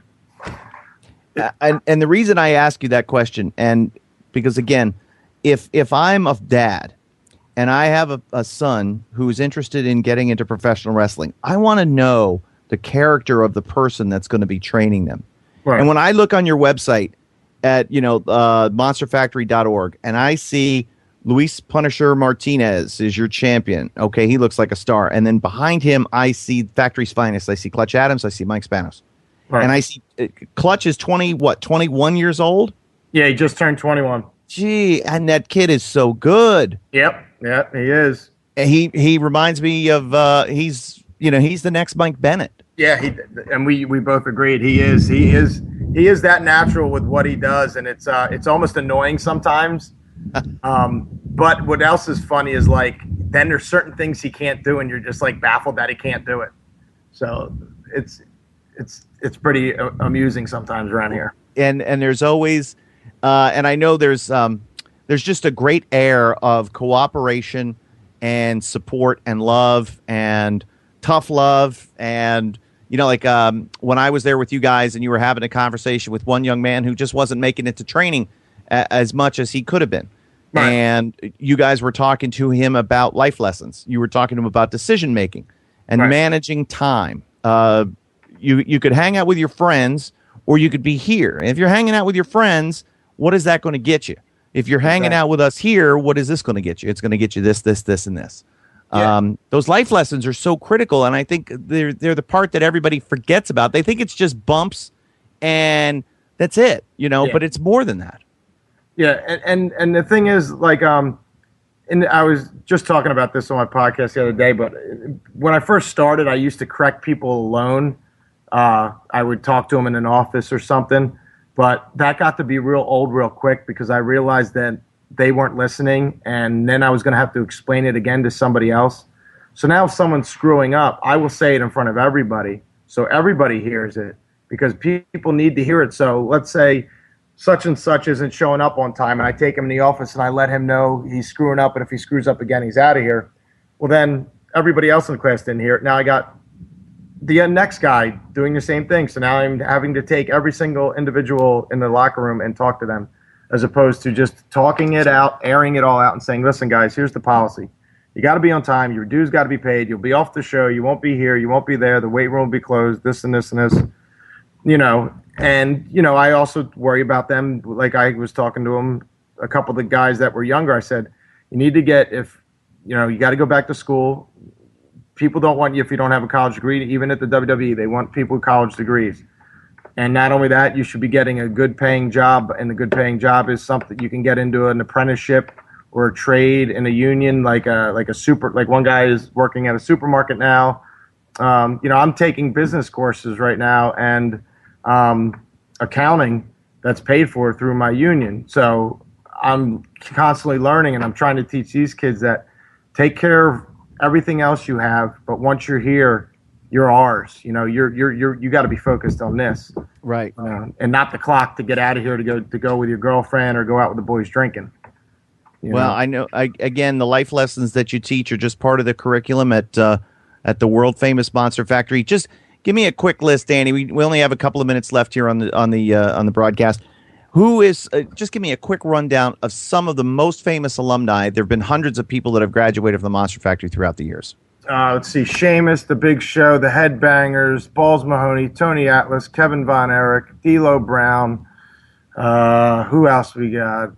Papa Shango. I guess Cliff Compton, QT Marshall. Your guy, QT Marshall. Sanjay Dutt. Chris Candido, of course. I was going to say Bigelow was one of the early biggest names that came from the Monster Factory. Yeah, I always leave them last. Raven, Chris Candido, Bam Bam Bigelow, King Kong Bundy, Johnny Hotbody, Ray Odyssey. I mean, the list goes on and on. I mean, it really does. Gilbert went here. I'm just scanning around the room. Sonny was here. She didn't really attend, but she was always with Chris. Right. I mean, they've been dating forever. And of course, our latest, Steve Cutler. So things are looking good. Things are definitely looking good. And we'll see each other this Saturday at the ROH tryout. And the submissions are closed, but everybody who's already sent in their application or has signaled that they are going to be there, and they're all good to go. So we'll see Spanos there and Luis and some others, and it's going to be an exciting weekend. It'll be a good chance to share some knowledge and break some bread and have a good time. That's going to be awesome. Thank you so much for having me on, Kevin. You got it. And if you want to learn about the Monster Factory, the first step for you should be go to the website, monsterfactory.org. Their next event, if you want to attend, it's a great family-friendly atmosphere on Saturday, August 16th. And it's right there in Paulsboro, New Jersey. Tickets, all the information right there at monsterfactory.org. Danny Cage runs the ship there, and you'll see him if you head down there on the 16th. And thanks, Danny, for your time. Thank you, brother. Have a good night.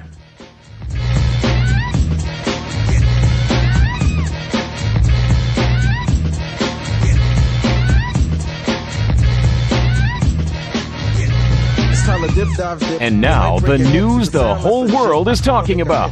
It's time for Trending Stories, right here on The Kevin Kelly Show. All right, so Danny Cage there in the Monster Factory. If you want to, as I said, you can follow him on Twitter as well at the worst name ever. Crap 4, the number 4, face. And that's kind of the Twitter thing with the Monster Factory. If you want to tweet us here on the show, it's hashtag Ask Kevin, and we'll do some Twitter questions later on. But the site here on the Place to Be Nation is fantastic. There's a lot of stuff going on. JR, why don't you give a quick rundown as to some of the things that people can see on when they visit placetobenation.com? Sure. We had a ton of Battleground coverage. We had our live blog. We had our last look by Matt McCullough. We had an awesome reaction podcast led by our buddy Will and Dylan Hales of Wrestling Culture. And Dylan just went off on the current state of the company and the pay-per-view itself. So check that out if you're into very angry men discussing wrestling. I also wanted to talk about the PTB character tournament, Kevin. We talked about it on our last episode. So the pool round is all completely posted now. So there are, I think, like 28 or 30 pools, something along those lines. This coming Sunday will be the end of the pool round, and on Monday we're going to start the official brackets for the 128 characters. So you need to get in there, and some of these are really still tight, and they could use your voting. I'm going to run through your one or two right here. You ready, Kevin?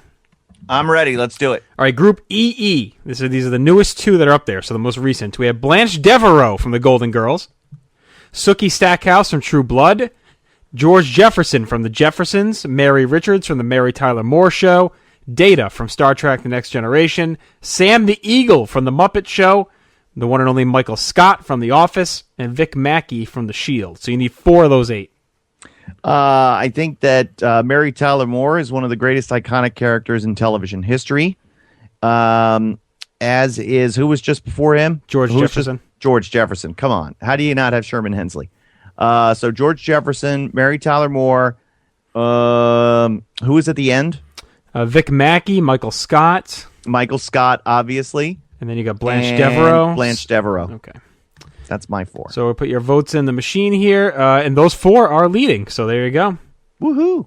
Good picking. So one more here. We have Roger Sterling from Mad Men, Christopher Moltisanti from Sopranos, Merle Dixon from Walking Dead, Josh Lyman from West Wing, Jimmy McNulty from The Wire, Kevin Arnold from The Wonder Years, Sophia Petrillo from The Golden Girls, and Agent Dana Scully from The X-Files.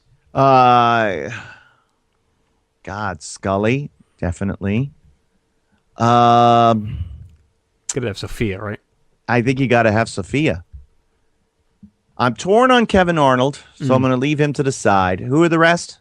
We have Jimmy McNulty from The Wire, Josh Lyman from The West Wing, Merle Dixon from Walking Dead, Christopher Moltisanti from The Sopranos, and Roger Sterling from Mad Men. I got to go with, oh, God. Who's Christopher Moltisanti on Sopranos? He's a young-looking guy. I never watched Sopranos. I know him when I look at the picture here. Golly. This one's tough. Kali? You're still on him, huh? Yeah, Kali. I'm going to go with the character from Walking Dead and the character from The Wire. Just to be done. Walking Dead. Your boy Kevin Arnold leading the way. The most votes, actually. Merle and Jimmy McNulty on the outside looking in. Sophia hanging on to the 4th spot. Speaking of Kevin Arnold, Kevin, it's next week's going to be, our next episode's going to be a Kevin Arnold show because we have Kevin Kelly interviewing Dale Arnold from WEI. Love it. He's that's our big announcement here. So he'll be on with us in 2 weeks' time. Well, who is Dale Arnold for those fans that are listening and going, who's Dale Arnold? He is a big wrestling fan. And he currently hosts the afternoon drive show on the Boston sports channel WEEI up here in the New England area with Michael Holley. You may know him from ESPN. And they're on every afternoon. He also does the pre- and post-game stuff for the Boston Bruins. He used to be their play-by-play guy. Fills in, does some Red Sox games as well. And a diehard wrestling fan. If you follow him on Twitter, he's always tweeting about wrestling. Big fan of yours and a big fan of the show. So he wanted to come on here, talk some sports, talk some wrestling. Kind of similar to our Sean Grande interview, which was a great one. It's so, I feel almost blessed in a way because here we are, we're just sitting here doing this little podcast, and yet people are, that we have great respect for are coming out and saying, hey, I'd like to be part of the show. And when we've asked people to be on the show, we never get turned down. It's kind of amazing if you think about it, because they understand what we're doing, and that's nice to have come on and have a good conversation. Yeah, you can follow him at Dale E. Arnold on Twitter. So, again, sports wrestling across the board. He'll be with us in 2 weeks. Super nice guy, very knowledgeable, and easy to listen to. Very good voice. And thank you very much to our buddy Brutal Bob Evans for helping set all that up. And actually, Bob was the first one who had made contact with Dale because he was a big fan of Dale's. And I know that Bob has been greatly influenced in his career over the last few years by some from well-known people like Jay Moore, who he's friends with too. It's it's incredible. But anyway, so thanks to Bob, and we look forward to having Dale on in a couple of weeks on the Kevin Kelly Show.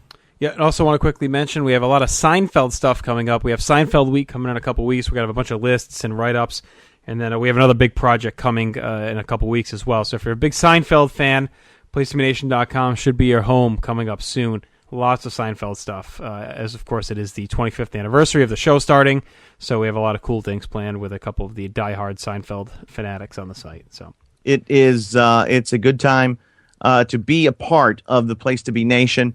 I'm excited because some of the football teams are already getting back into camp, and this rather slow period of sports through the summer will be over before we know it, but we keep moving forward here on the Kevin Kelly Show and on the Place to Be Nation. There's always a ton of great stuff to keep you occupied through what can be the slower months of July and August. But There's never a slow period when it comes to my favorite part of the show, and that is trending stories. We get them here each and every week, and our journey begins with trending story number 1.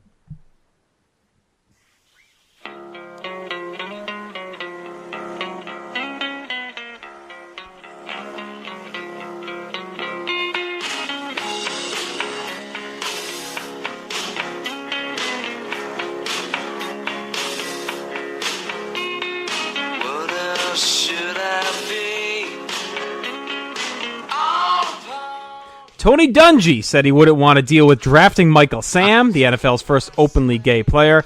Comments drew much attention and criticism. On Tuesday, Dungy released a statement with the intention of clarifying his earlier remarks, and here is that statement.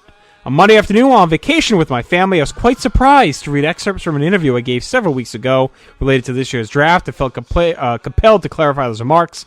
I was asked whether I would have drafted Michael Sam, and I answered I would not have. I gave my honest answer, which is that I felt drafting him would be too much of a distraction to the team. At the time of my interview, Oprah Winfrey reality show that was going to chronicle Michael's first season had been announced. I was not asked whether or not Michael Sam deserves an opportunity. He absolutely does. I was not asked whether sexual orientation should play a part in the evaluation process. It does not. I was not asked whether I had a problem with him being on my team. I would not. And he goes on from there. What were your thoughts when you first heard this? Quite a bit of an outrage.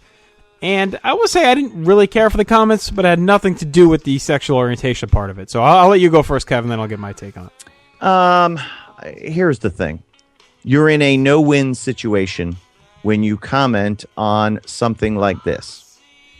Whether you believe Michael Sam should or should not have been drafted if you were running the team, whether you believe that he should or should not be in the league, whether you believe or you don't believe that gays are born that way or if they should be strung up on telephone poles, nobody cares.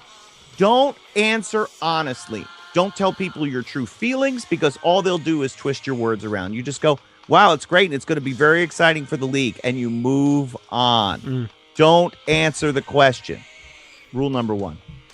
I can't help it if people have ignorance in their heart. That's one thing you can't do.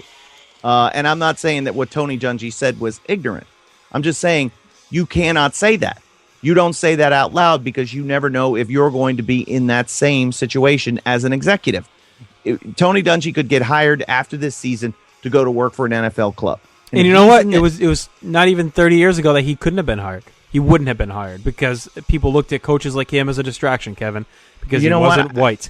And that was exactly right. One of the biggest issues that was out there that I had with this whole statement was the hypocrisy behind it, because a guy like him who's fought so hard for equality in football, both for black quarterbacks, black players, and black coaches, didn't see the potential issues he'd have with his words, whether that's what he meant or not. Like you said, you can't say it.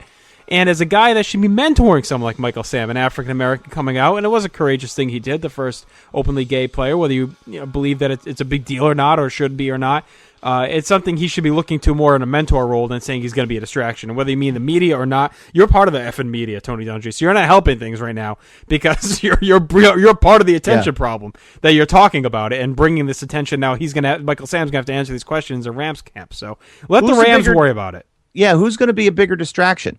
Michael Sam or Johnny Manziel? Right, exactly. So should they not have drafted Manziel? I mean, if you want to be honest and say that you think it's because he's not as talented, then say it. Then say, right. Yeah, I don't think his talent, that he was talented enough to be drafted. Just say that if you believe that's the problem, because you're right. He's not saying it about Manziel, and he wasn't saying it about Michael Vick when he was coaching him back into the league to have a second chance after everything that happened with the dogfighting scandal. And you didn't hear it about Marvin Harrison, who was toting guns around the locker room and shooting up people back in Philadelphia, or wherever the heck he was, gunning people down. So, it just comes across a little hypocritical, especially for a guy that's known to be pretty outwardly against gay marriage. He received an award by some charity for it and everything else, and that's fine. That is completely his right. I have no beef if he wants to believe certain things, and that's entirely up to him. But my problem is that, again, he took it public, and for a guy that should know better about discrimination when it comes to this league, I just thought it was something he should have stayed away from. Right, and I just love the second line of the statement. I was surprised to hear while I was vacationing with I did an interview while I was vacationing with my family. Surprised he didn't say he was at Camp David. Why couldn't he just say, I was wrong? Right. because I said something that I realize now, even though I don't feel it in my heart, I realize now that what I said could have been taken the wrong way and could be very offensive to a lot of people. And if I hurt anybody by what I said, I apologize. I need to look at what I say and how I say it because I was wrong. What I conveyed and what I said in that interview, 100% wrong. That's the only thing you can do in a situation like that. But don't put yourself in a situation by, the apology I thought was a little weak, and it certainly didn't help. I don't think at all, and just should never comment on that type of thing at all. Ooh, that's a little teaser there. Tease right there. And he's a football coach. When did he become fucking Gandhi? Like when did this guy become the spiritual healer of the world, Tony Dungy? I read his book, and he's a very spiritual man. And football coach. I know. But again, like we talked about with Danny Cage, there's wrestling lessons and then there are life lessons. And coaches, whether in football or wrestling or whatever, a lot of times, they will help young men in other scenarios. Good. In other situations. Do it behind closed doors. I don't need your book and your newspaper articles and your preaching on TV about it. Go help them. You want to help them? Go help them. Do you think this will affect Tony Dungy's employment at NBC Sports? No, because I didn't think it was that bad. I just think it was stupid. Okay. I don't think he said anything. If he said, I don't think gay should be in the league, if he said something like that, yes. But who was the NBA guy that said that? Was that Tim Hardaway? No, it was Chris Broussard, wasn't it? No. It was not Tim Hardaway. It was a player. Oh, okay. Who said several years ago, I want to say maybe 10 years ago, he made some real anti-gay remarks, just homophobic, about players in the league. And it was not Hardaway. Damn it. I can't think who it was. Who was Hardaway's, who was the two guard in Sacramento with Hardaway? Doug Christie. No, before Christie. Look it up, Dan. Nate? No. Anyway. Mitch Richmond? Mitch Richmond, yes! Mitch Richmond had some doozy. I'm 99.9% sure it was Mitch Richmond. I think you could argue Tony Dungy's now become a distraction for the NBC football crew, so, that's why I say. I think they like him too much, and I think they'll catch more shit if they were to penalize him in any way. I think that everybody, I think what Michael Sam is doing is good for everyone. Mm-hmm. Let's get this conversation over and done with. The idea that Michael Sam is the first gay football player in the NFL is ridiculous and completely not true. He's the first openly gay football player. So from now on, it's not going to be an issue. Mm-hmm. And let's just move on from this whole thing. It isn't a big deal anymore. Gay wrestlers and wrestling, Pat Patterson, that whole stuff, he had been out for years, for decades. It's such a non-story, and Tony Dungy made it a story. Right. He brought the attention on that he was saying was going to be on the team. So. Yep. All right. Well, that's the first trending story. Now there's more. Let's go to trending story number 2.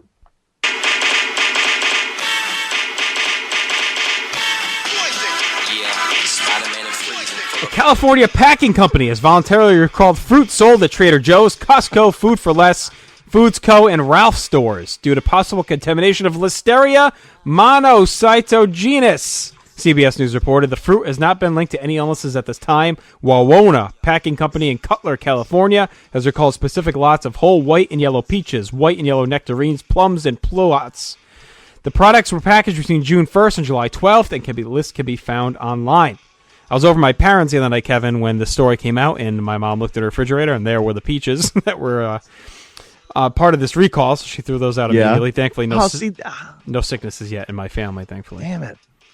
But the reason I brought this up was, one, how scared of you are you of the Listeria hysteria that's out there?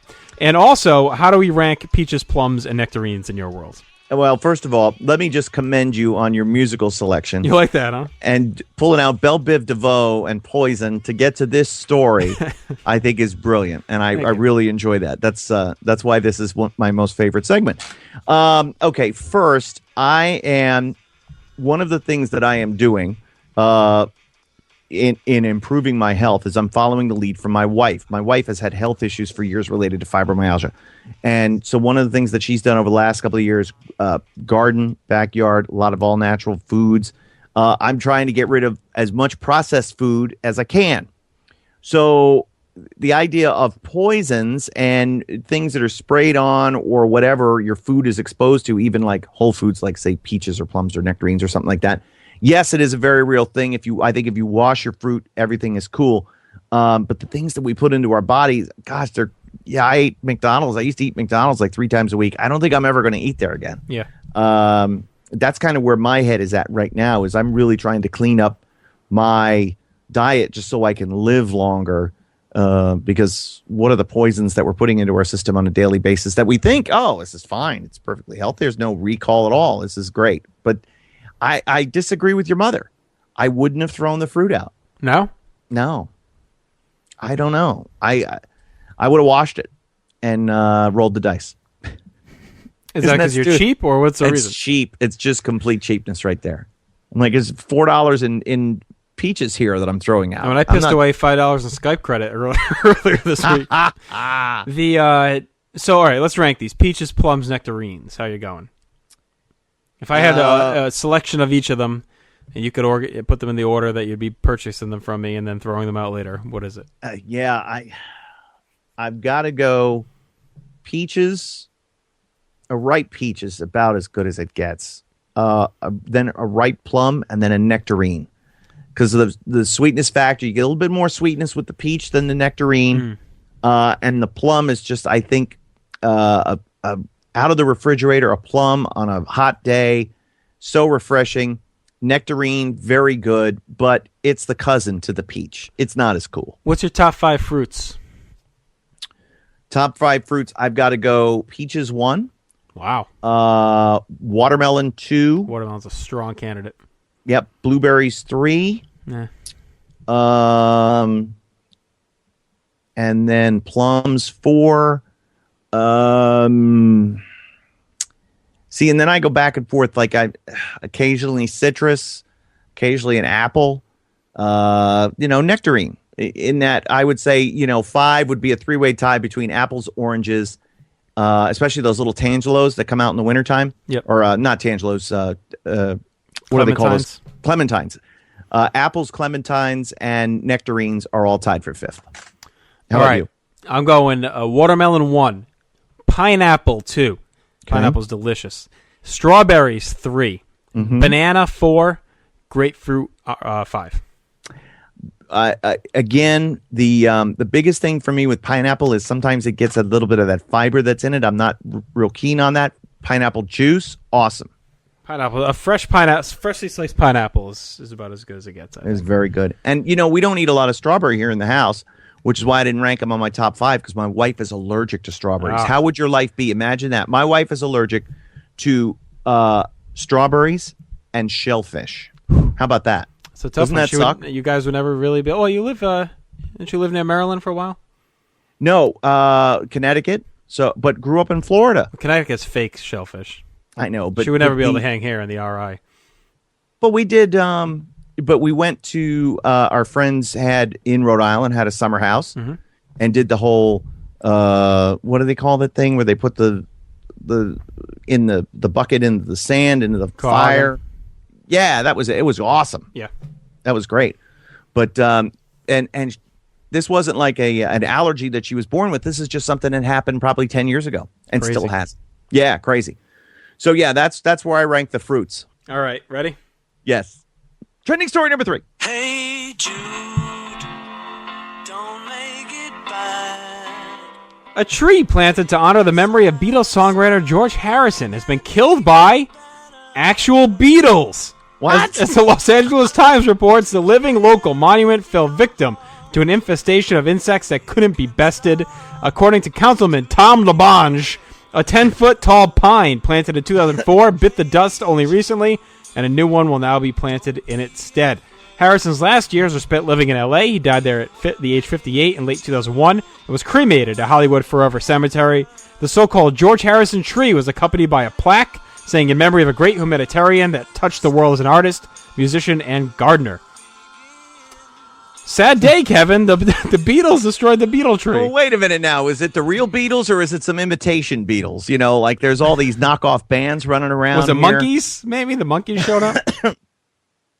One of my good friends was in a Beatles, as they call, tribute band for many years, the Eggmen, and it was very good. He's awesome. He was John Lennon. Is that a Beastie Boys cover band, the Eggmen? No. Okay. That would be funny, though. But yeah, I think I saw that. I couldn't believe it when you said that. I'm thinking the tree was destroyed. Oh, that's so sad. Earthquake? No. Beatles. What are the odds?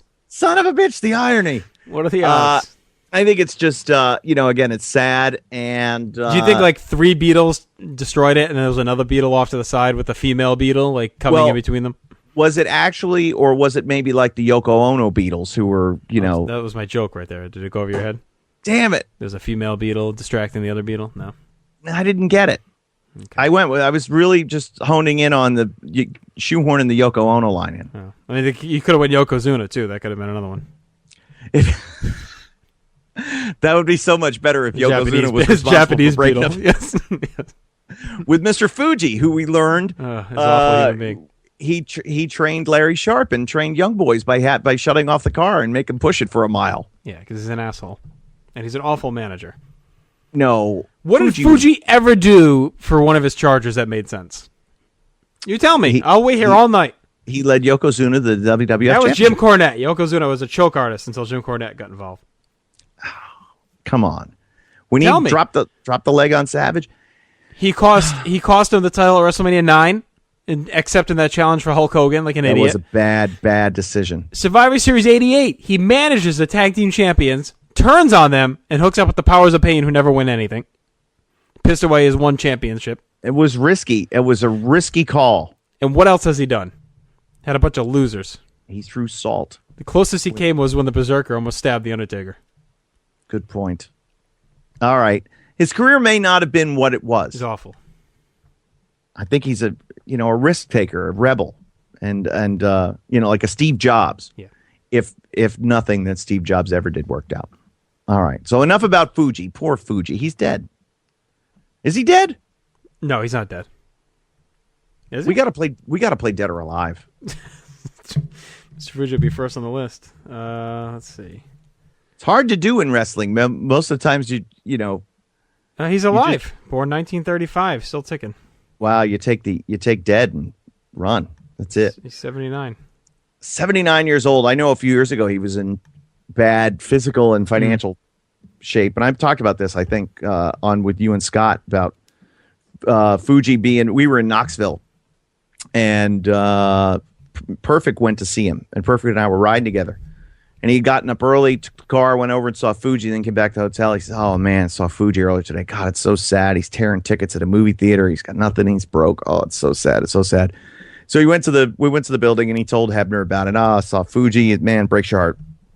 Hebner says, "Hold on. We should go tell Vince." So they went and told Vince. And Vince had Hebner go get him some money. And he peeled off money and handed Hebner $10,000. Jeez. Said, "Here, take this to Fuji." So, $10,000 cash. Do you think he would have done that if he didn't think Fuji was worth it, JR? Whatever. He's still an asshole. He still sucks as a manager. I think it was risky turning on Demolition, but going with the younger Powers of Pain was a bold move. You have the champions in your stead. You have them right there. I don't know. You're stable. I think there was a language barrier too. You let Powers of Pain win the titles, then you turn. You pull the Albano, just jump from champion to champion. That was a Don King move too. That big fat all right, so George Harrison dead, and now the tree dead. I hope we can cheer things up here with trending story. What is this number? 3, 4? 4 and extra.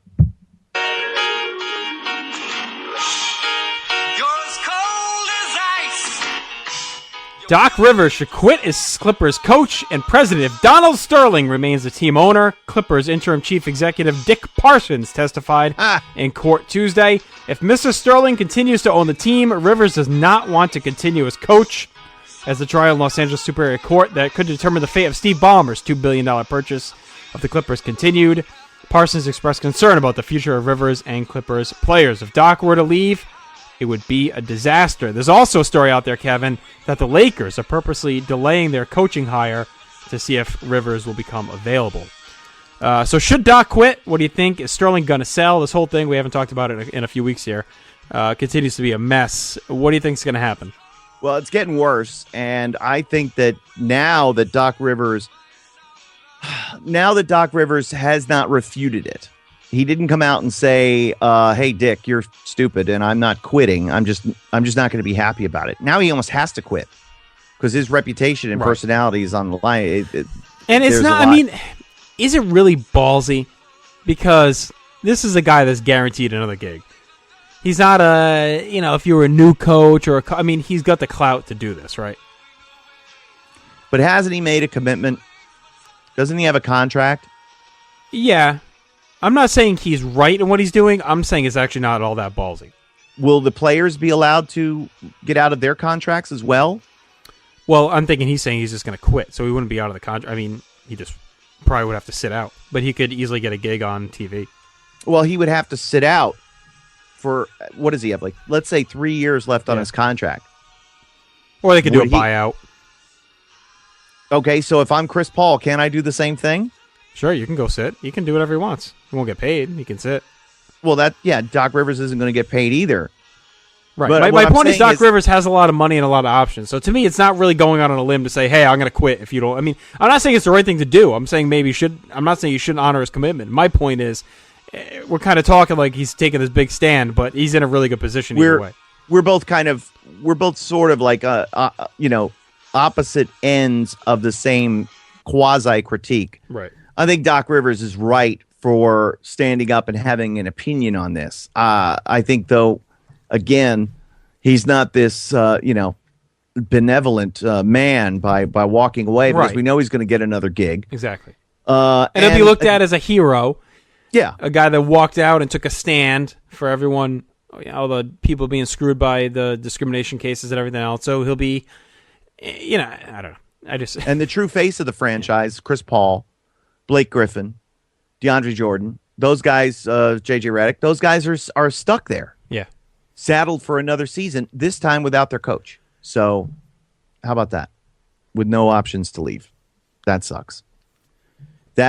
Again, my point just is exactly that to me, it's not as ballsy as a move when you have the potential security that he has. And how do they not rectify this situation? How do they not just take him away? Bye-bye. No more Donald Sterling. You and your wife can fight about this in court. We own the team. It's a franchise. It is a franchise. It's a McDonald's. How does the league not just say, okay, it's ours now. Thank you. We'll sell it to Ballmer or whomever. Right. And we'll settle it in court with you guys. But until then, goodbye. No more Sterlings in the NBA. I'm sure it's going that way. I mean, I think that's what's going to happen. They have a couple months. As long as they get it figured out by training camp. That's true. They got time. You're happy with you're an NBA fan, right? Yes, I am. Happy with the offseason? It's been a pretty exciting one, hasn't it? It has. LeBron James goes home. I thought that was pretty cool. It was good. Good for the sport. Any tinge of bile creeping up in the back of your throat if you're Cleveland with this 2-year deal? And an opt-out after one? No, I don't think so. Okay. He can't leave again. He can't. I think it's true what they had said, that the cap's going to go up and he wants us to be able to renegotiate. I don't think. I mean, unless something really ugly happened, like a Sterling situation or whatever, but I can't see him just walking out on them. Right. Why go back to Cleveland if you're going to leave in 2 years? Just go somewhere else now. It's an interesting situation. We'll see how it goes with Donald Sterling with the NBA as training camp gets underway. Who is your NFL team? The Jets of New York. The Jets, and I am a Giants fan. So do we want to have a side bet this year? No, I don't bet. Never? I don't. I'm not talking about betting on games. I'm just saying on the season. Like we can talk. We can talk elsewhere. Okay. You can ask me who I think will be better. Who do you think will have a better record at the end of the season? I will say this. I think the Jets are going to be better than people think they may be. I thought last year was insane hyperbole when everyone kept saying they were going to be the worst team in the league. They had no talent. And I knew that they had a very good defense that would carry them, and they ended up winning, 7 games, I think. Good defense, crummy offense. Right. So I think the offense has gotten better this year. I think Gino has a year under his belt, and if he falters, you got a better backup this year in Michael Vick. You have Eric Decker in the fold. You have Chris Johnson now in your backfield, who still pretty good. Not great like he used to be, but still pretty good. You have a couple of good rookies they took, and the defense continues to get stronger and younger, and a very fast defense. And I think Rex Ryan is an underrated coach in general. I think everyone kind of looks at him as a goof because of the way he acted in his first few years, talking up a big game. But I think X's and O's, he's a very good coach, and I'm glad they kept him. I think it would have been stupid to let him go. I agree with that. I think they are going to be surprisingly good this year. I don't think the AFC is as strong as everybody thinks it's going to be, other than a few teams. I just don't see all the powers in the NFC. Well, especially in the East too, because I think Miami is going to be a dumpster fire. They have no offensive line, and I don't believe in Tannehill. And I don't think Buffalo. I mean, Buffalo's going to prove it to me. Every year I hear about Buffalo. Let's see them do anything first. We'll see about Buffalo, and New England is New England, but I think they're vulnerable. I don't get this air of invincibility about them anymore. Well, they got a big boost today because they said Gronkowski is now cleared to play, so that helps Brady. But and they have a very good defense this year. I think the defense will be much better with Revis and Browner. But Brady, let's see what he can do. He's definitely ticking towards the end. So sure. I think Indy will be very good again, mainly thanks to Andrew Luck. I don't know what to think about Baltimore. I just don't believe in Joe Flacco. I think he had 3 good games. I don't believe in Andy Dalton at all, so I don't like Cincy. Nope. I always like Pittsburgh just because Roethlisberger, the system put in place there. I think any year they can bounce back. I think Denver will still be the team to beat. San Diego will be good again. I don't know about Kansas City. I think it's be very similar to last year. I don't see a lot of teams having made a big leap. I think there's opportunities for wins. I think in the East we'll see how it goes. I'm sure we'll do a whole big NFL thing before it happens. So you don't bet on football? Why don't we don't bet on the Jets? Why don't we do this? I have an unprecedented 5th trending story for you, Kevin. What? There's 5? Yeah, so we're going to do that. Who knew? And we're going to take a break, and then we're going to do our other stuff. Okay, great. You ready? We'll talk football later on, but right now, let's go to the 5th and final trending story here on the Kevin Kelly Show. Cowboy.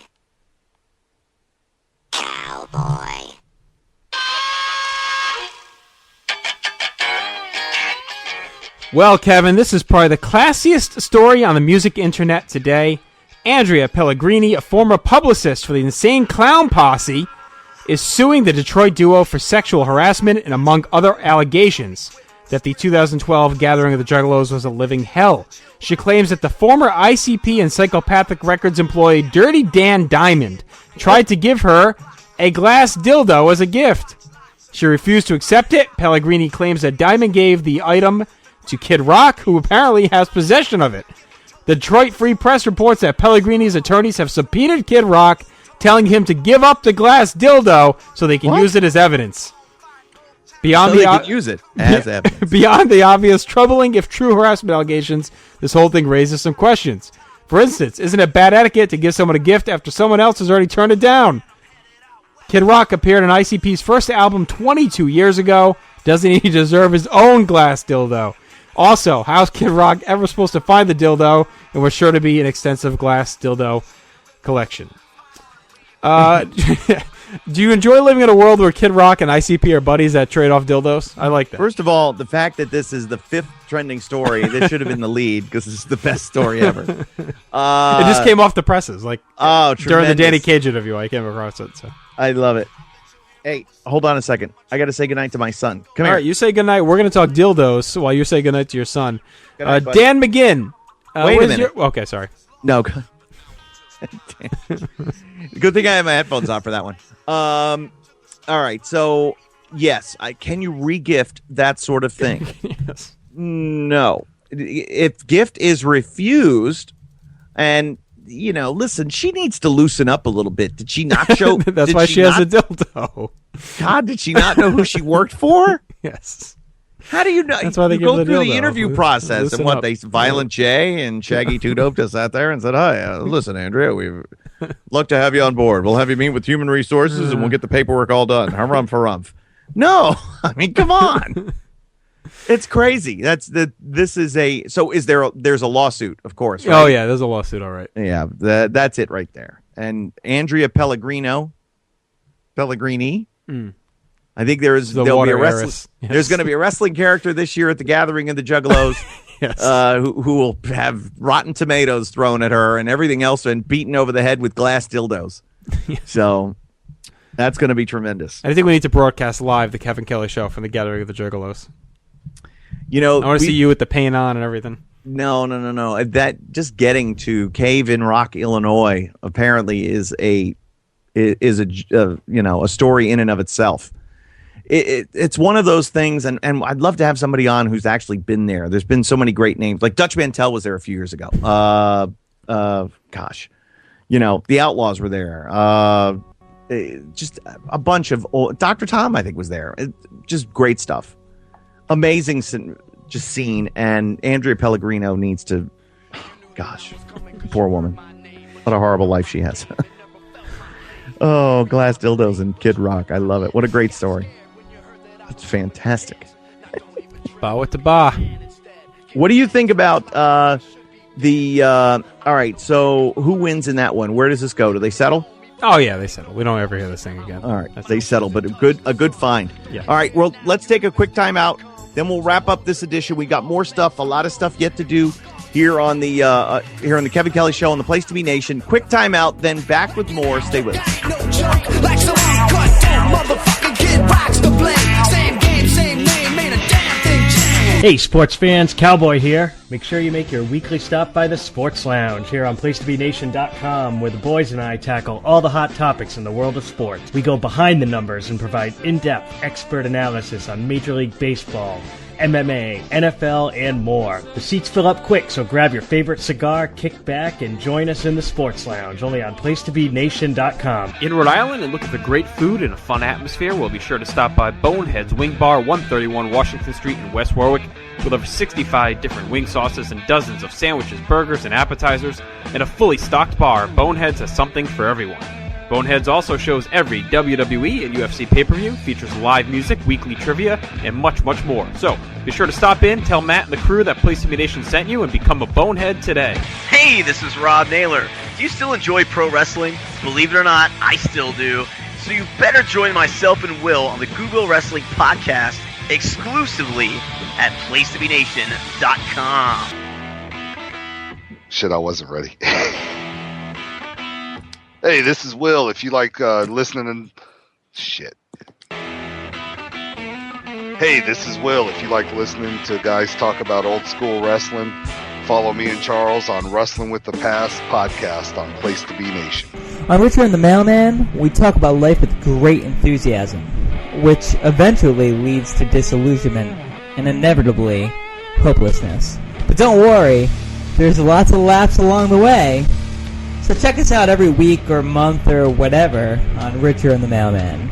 What's up, wrestling fans? This is Jeff Peck, and you can check out my wrestling podcast, The Still Real to Us Show, every Saturday right here at PlaceToBeNation.com. It is a wrestling podcast from a fan's perspective, and we're not doing it in our mom's basement. So check it out every Saturday right here at PlaceToBeNation.com. It's still real to me, damn it! Looking for new wrestling, sports, and pop culture voices? Head over to PlaceToBeNation.com, the only place to be in your pop culture world. We have an extremely talented staff that covers comics, video games, and all facets of entertainment. Our sports coverage spans all the major professional and collegiate sports, including MMA. Our fresh takes on professional wrestling are some of the best on the internet. Also, be sure to check out our friends at thehistoryofwwe.com, ProWrestlingOnly.com, Scott Keith blog at rspwfaq.net, and PileDriverWrestling.net.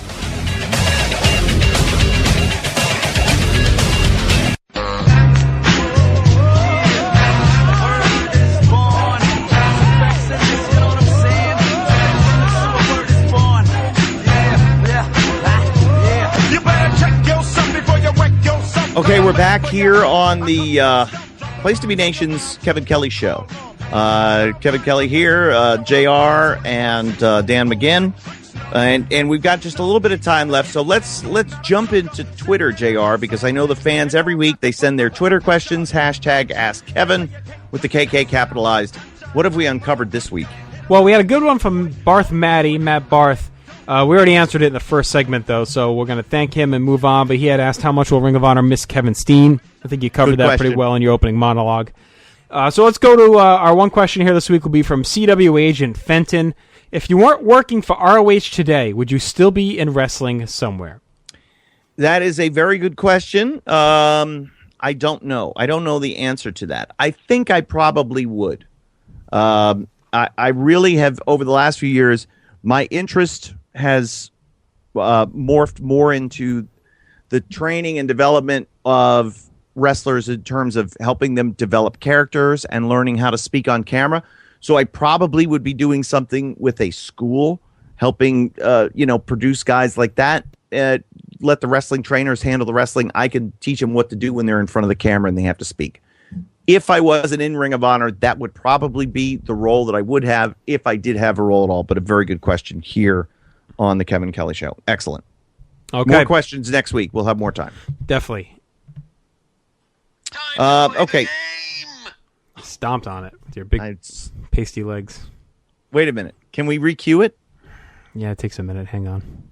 Let's do it again because it was awesome. And I don't think it was loud enough. Tell me when you're ready, because this is the best. Okay, I'm ready. All right, here we go. Time to play the game! It is.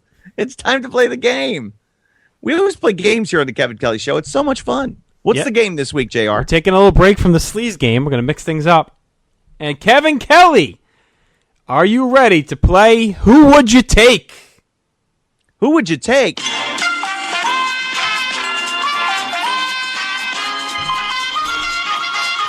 All right, Kevin, you're on the podium. I'm going to give you 6 or 7 scenarios here, and you need to tell me, who would you take? Are you ready? I am so ready. I love this game. I love this segment. I love everything about it. Let's go. Kevin Kelly, you are the general manager of a baseball team, and you need to win a Game 7. You're at home. Series tied 3-3. You have your choice of Doc Gooden in 1986 or Pedro Martinez from 1999. Who are you taking? I have got to go with Pedro in 99, even though I'm a Mets fan. There was just something that was so unhittable about Pedro that year. He had one of the greatest statistical years of all time. Pedro in 99 is who I would take for a Game 7. All right. Kevin Kelly, you're the general manager of a football team. You have a very stacked roster. You're a legit Super Bowl contender, but you need a quarterback to steer the ship through the season into the Super Bowl. So you need someone to get you through the whole season and then through the playoffs to the Super Bowl. Are you taking, in his prime, John Elway or in his prime, Dan Marino? I am going to go with... Okay. I'm going to pick Marino, and here's why. Because if I have a stacked team, then that means we have running backs, and we have a running game. That's the one thing Marino never had in his career that Elway did. That's the reason why Elway finally won when he did. So I'm going to pick Marino only because I wanted to see him get a Super Bowl ring, which he never did, since I've done such a great job of building up this team. Marino is my guy, but you can't go wrong with either one. Kevin Kelly, you have the number 1 pick in the NBA draft. Who are you taking to build your team? 2003 draftee LeBron James or 1979 draftee Magic Johnson? That is a great question. Well, I'm probably going to pick LeBron because I don't know what I would get with Magic. If I had the choice, if I look at the two of them together, and well, okay, wait a minute now. So I knew going in that Magic had already completed He did 3 years at Michigan State, or did he go all 4? I believe it was 3. I think it was 3 years. Yeah. Dan McGinn, can you confirm? Thank you. I am going to go with LeBron because I think I would do the eye test, and LeBron would pass the eye test for me. There's just something that was so magically Now, you remember, Magic Johnson came in and immediately won a championship. I know. And he was the number 1 pick, so there's no argument there. And it's not that he wasn't great. Mm-hmm. I just think I'm probably going to err on the side of youth. He's a little younger. LeBron is, coming out. He's 18. And we can do this for a few more years. I think both guys are going to be great. I'm going to go with LeBron because I know LeBron can score me 35 points every night. I'm probably wrong for choosing that, but that's my choice. I don't think you're wrong. I think it's a tough one. It's quite a conundrum. Great question, though. All right, Kevin Kelly. You are Vince McMahon. You need to sell out Soldier Field for upcoming WrestleMania. So you're going to fill in, 100,000 people? Jeez. Who are you putting on top of your card? Steve Austin from 1998 or Hulk Hogan from 1987? Oh, my gosh. This is so tough. Okay, so I think in 1987, I could have sold out 100. I think with Hogan in 87, I could sell out Soldier Field. 98, Steve Austin, I'm close. I'm 3/4 of the way there. Depends on the matchup, too. Golly, this is tough. This is so freaking Assume tough. it's a heated feud. Your top heel in the company against either of these guys. Whatever. Now, if I pick Hogan in 87, does that mean I'm doing this in 1987?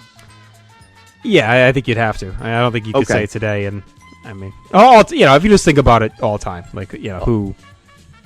Wow. Which of these two? Hogan at his 87 peak, Austin at his 98 peak. Which of those two would guarantee you more of the sellout of Soldier Field?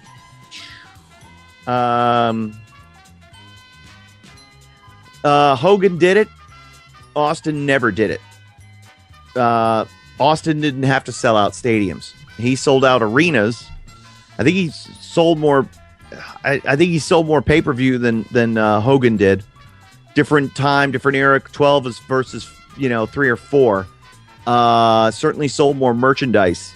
Hogan sold however many thousand seat. It was reported to be 92,000 at the Pontiac Silverdome. Right. Austin never sold that many. I go Hulk Hogan 1987. Okay. Let's see. McGinn tells us Magic Johnson was drafted in 1979, was a champion in finals. That doesn't help us, McGinn. We're asking you how many years he was in college. All right. Hogan's that's a tough. Yeah, that's a tricky one. I think you probably got to go Hogan. I would think. Right. Just because he did it. All right. I could see the house. Magic Johnson was in college for 3 years, 77 to 79. And I feel bad for those poor bastards that have to sit outside in Soldier Field for WrestleMania first week of April. Well, see, I picked Soldier Field, so I was trying to pick somewhere net neutral to those guys' powerhouses. Like, I don't want to pick New York. I don't want to pick Texas. So I was trying to, I guess I could have picked California, but I was trying to pick somewhere that didn't really have a flavor towards either guy. Sure. But a lot of thought went into this, Kevin. I worked hard on this. I know. I could tell. It's a great. I love this segment. All right, we got a few more.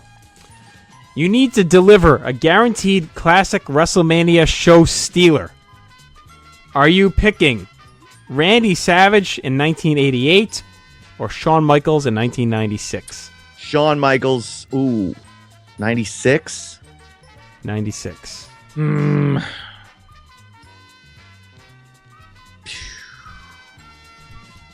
Savage 88. Michaels 96. I think both would become better storytellers later. Savage in 92, Michaels in 05-ish, 02, 03. But I tried to pick them both what I thought was their peak physical prowess. Savage was still super fast and really athletic and healthy in 88. Michaels, that was pre-back injury. And I think 96 was his peak year athletically in the ring. 96 was also the year he was all on drugs, so... Right. So That's the you're one rolling thing the I dice, think I of. guess, right? You're rolling the dice that he's going to show I up know. sober. But You never know what, asshole Sean, if he shows up, we're in trouble. Right. But, oh, gosh. You can never, both guys are so similar because if you put either in a scenario where it's like, we need you to do this, each is going to go out there with a chip on their shoulder and make it their goal. When you want one person to steal the show and to do exactly that, you've got to pick Shawn Michaels. I don't care who it is. Savage, 88, awesome, incredible. But I think Shawn at that period of time, yeah, you got to go with Shawn Michaels. all right, you need one person to host a podcast with: Dan McGinn, Scott Criscolo. Why do you do this to me? See, now this is time for me to give the Tony Dungy answer. It's a very interesting scenario, and I'm on vacation with my family. Thank you very much. I got to go. McGinn's a McDistraction. No, listen, McGinn he's different than Scott, okay? Do I want to have a long-form conversation about wrestling history? I fall asleep. Then I'm going to have a conversation with Scott. If I want to do more pop culture-y stuff, then I'm going to have Dan McGinn on. It depends on the show. What a cop-out. All right, we got one more real one. Okay. You need to sell one big-time angle to your audience. Huge angle, huge match going down. You need someone in the booth to do it. Do you take Jim Ross from 1998 or Vince McMahon from 1997?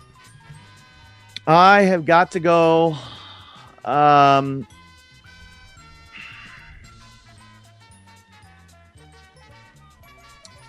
I've got to go with Jim Ross. Yeah? Yeah. I'm going to submit one match as my evidence for Vince McMahon. All right. Bret Hart, Steve Austin at WrestleMania 13. I don't think anybody gets that story over like Vince McMahon did on that night. You know what? I've got to go back and rewatch that because I didn't watch that with commentary, so I didn't have that as a reference. That's your homework. If you can really do that over the next 2 weeks, watch that match. Okay. And listen to Vince in that match. But the one thing I will give you is with Jim Ross screaming, "The casket's on fire." Mm-hmm. The casket's on fire. That's a soundbite that I will remember forever. What about the boyhood dream has become reality? The boyhood dream has become reality. That's a fantastic soundbite. Yeah. That really is. Those are probably two. The boyhood dream is such a cliche now, and all because of Vince McMahon. Mm-hmm. That's really a good question that you ask. I brought it up mainly because I feel like when you look at it on the surface, it's probably everyone would just say Jim Ross. Because I feel like Vince gets overlooked because everyone just kind of remembers the couple goofy years he had there in the early 90s. But I really feel like 96 into 97, he became a really good storyteller. And it's a guy who did a lot of solo commentary in the 80s, too, remember? 70s and 80s. Did a ton of solo stuff. Sure. And I do, I will agree. I think to me, Vince always, I don't know, sometimes there was a level of force in what he did. He was forcing it. Yep. Whereas Jim Ross, it came across a little bit natural where he would yell and scream, but he dialed back the yelling and screaming from what he did and when he worked for Watts. And JR's 21-year WWE career is now over, so tip of the cap to JR as his contract's expired, and kudos for a long run, and whatever happens next. But yeah, homework assignment, I got to go back and listen to that call. I certainly remember the iconic moment with Austin with the blood cascading down his face with the sharpshooter locked in. Well, because you got to remember, it's more than just the call of the match. He had to get over Bret's subtle heel turn, Austin's subtle face turn. Yeah, Shamrock in the mix. There's so much going on, and he just masterfully tells the story. I think again, you can do that same thing. You let the crowd do it because the crowd got all that across. But anyway, I got to go back and rewatch it because I remember just watching it live, and I don't remember the commentary. But I certainly remember the casket's on fire. The casket's on fire from the Royal Rumble.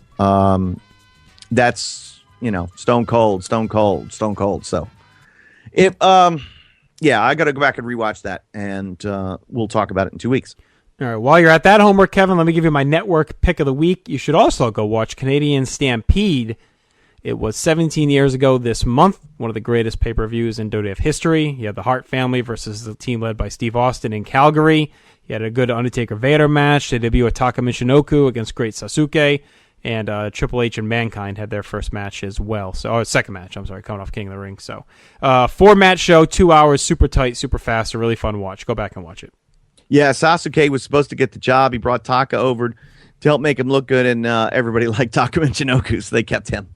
Remarkable main event. Absolutely. Canadian Stampede, all part of the great cultural experience, up there in Calgary, and a remarkable event. It's hard to believe it's so much time has elapsed. 17 years, my God.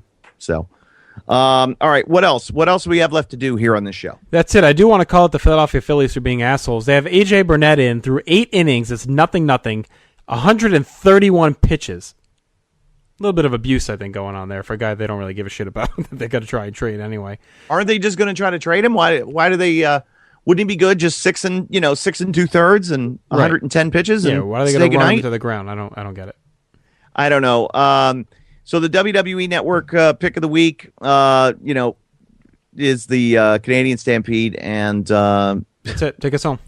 Fans will be stampeding out of Philadelphia and the Phillies ballpark through the rest of July and August.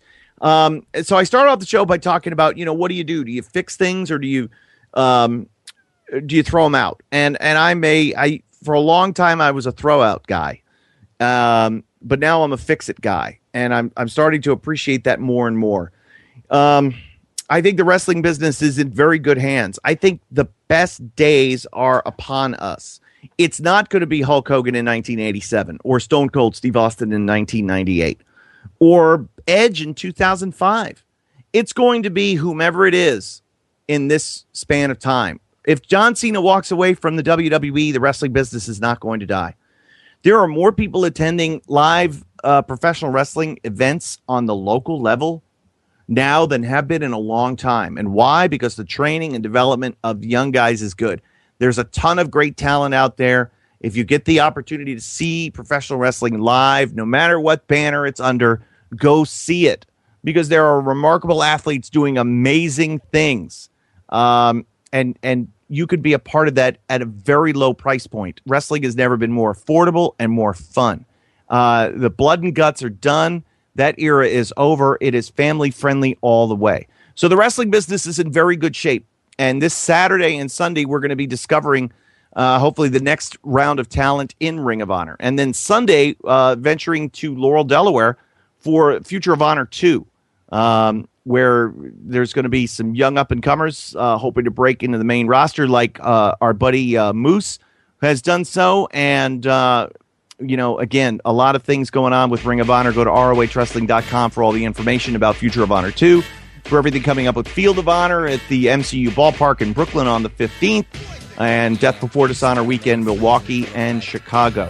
For my producers, for Dan McGinn for helping get us all together, for JR for getting us on the air, keeping us on the air, getting our guests on, and doing everything in between. I want to thank you as well. Justin Rosero doing a great job as always. For our guest, Danny Cage from the world-famous Monster Factory, I'm Kevin Kelly. We'll see you in a couple of weeks. Our guest is going to be the legendary broadcaster Dale Arnold. Make sure you're here next time for the Kevin Kelly Show on the Place to Be Nation. Devil without a cause, I'm going black. I don't get butt hurt. Bye. It's also when love is not together from the heart. Check it out. It's driving me out of my mind. That's why it's hard for me to find. Can't get it out of my head. Miss her, kiss her, love her. Wrong move, you're dead. That girl is poison.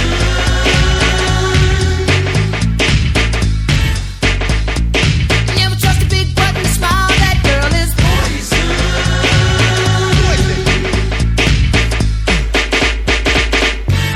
If I were you, I'd take precaution before I step to meet my girl.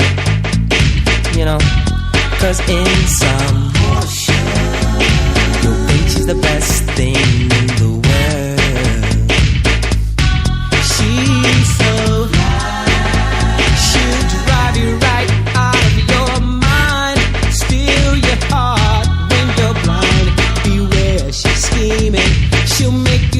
you're dreaming. You fall in love and you be screaming, demon. Poison, deadly, moving it slow. Looking for a mellow fellow like DeVoe, getting paid late, so better lay low. Scheming on house money and the whole shit. The low pro hoe should be cut like an afro. So what you saying, huh? She's winning to you, but I know she's a loser. How did you know? Me and the crew used to do her.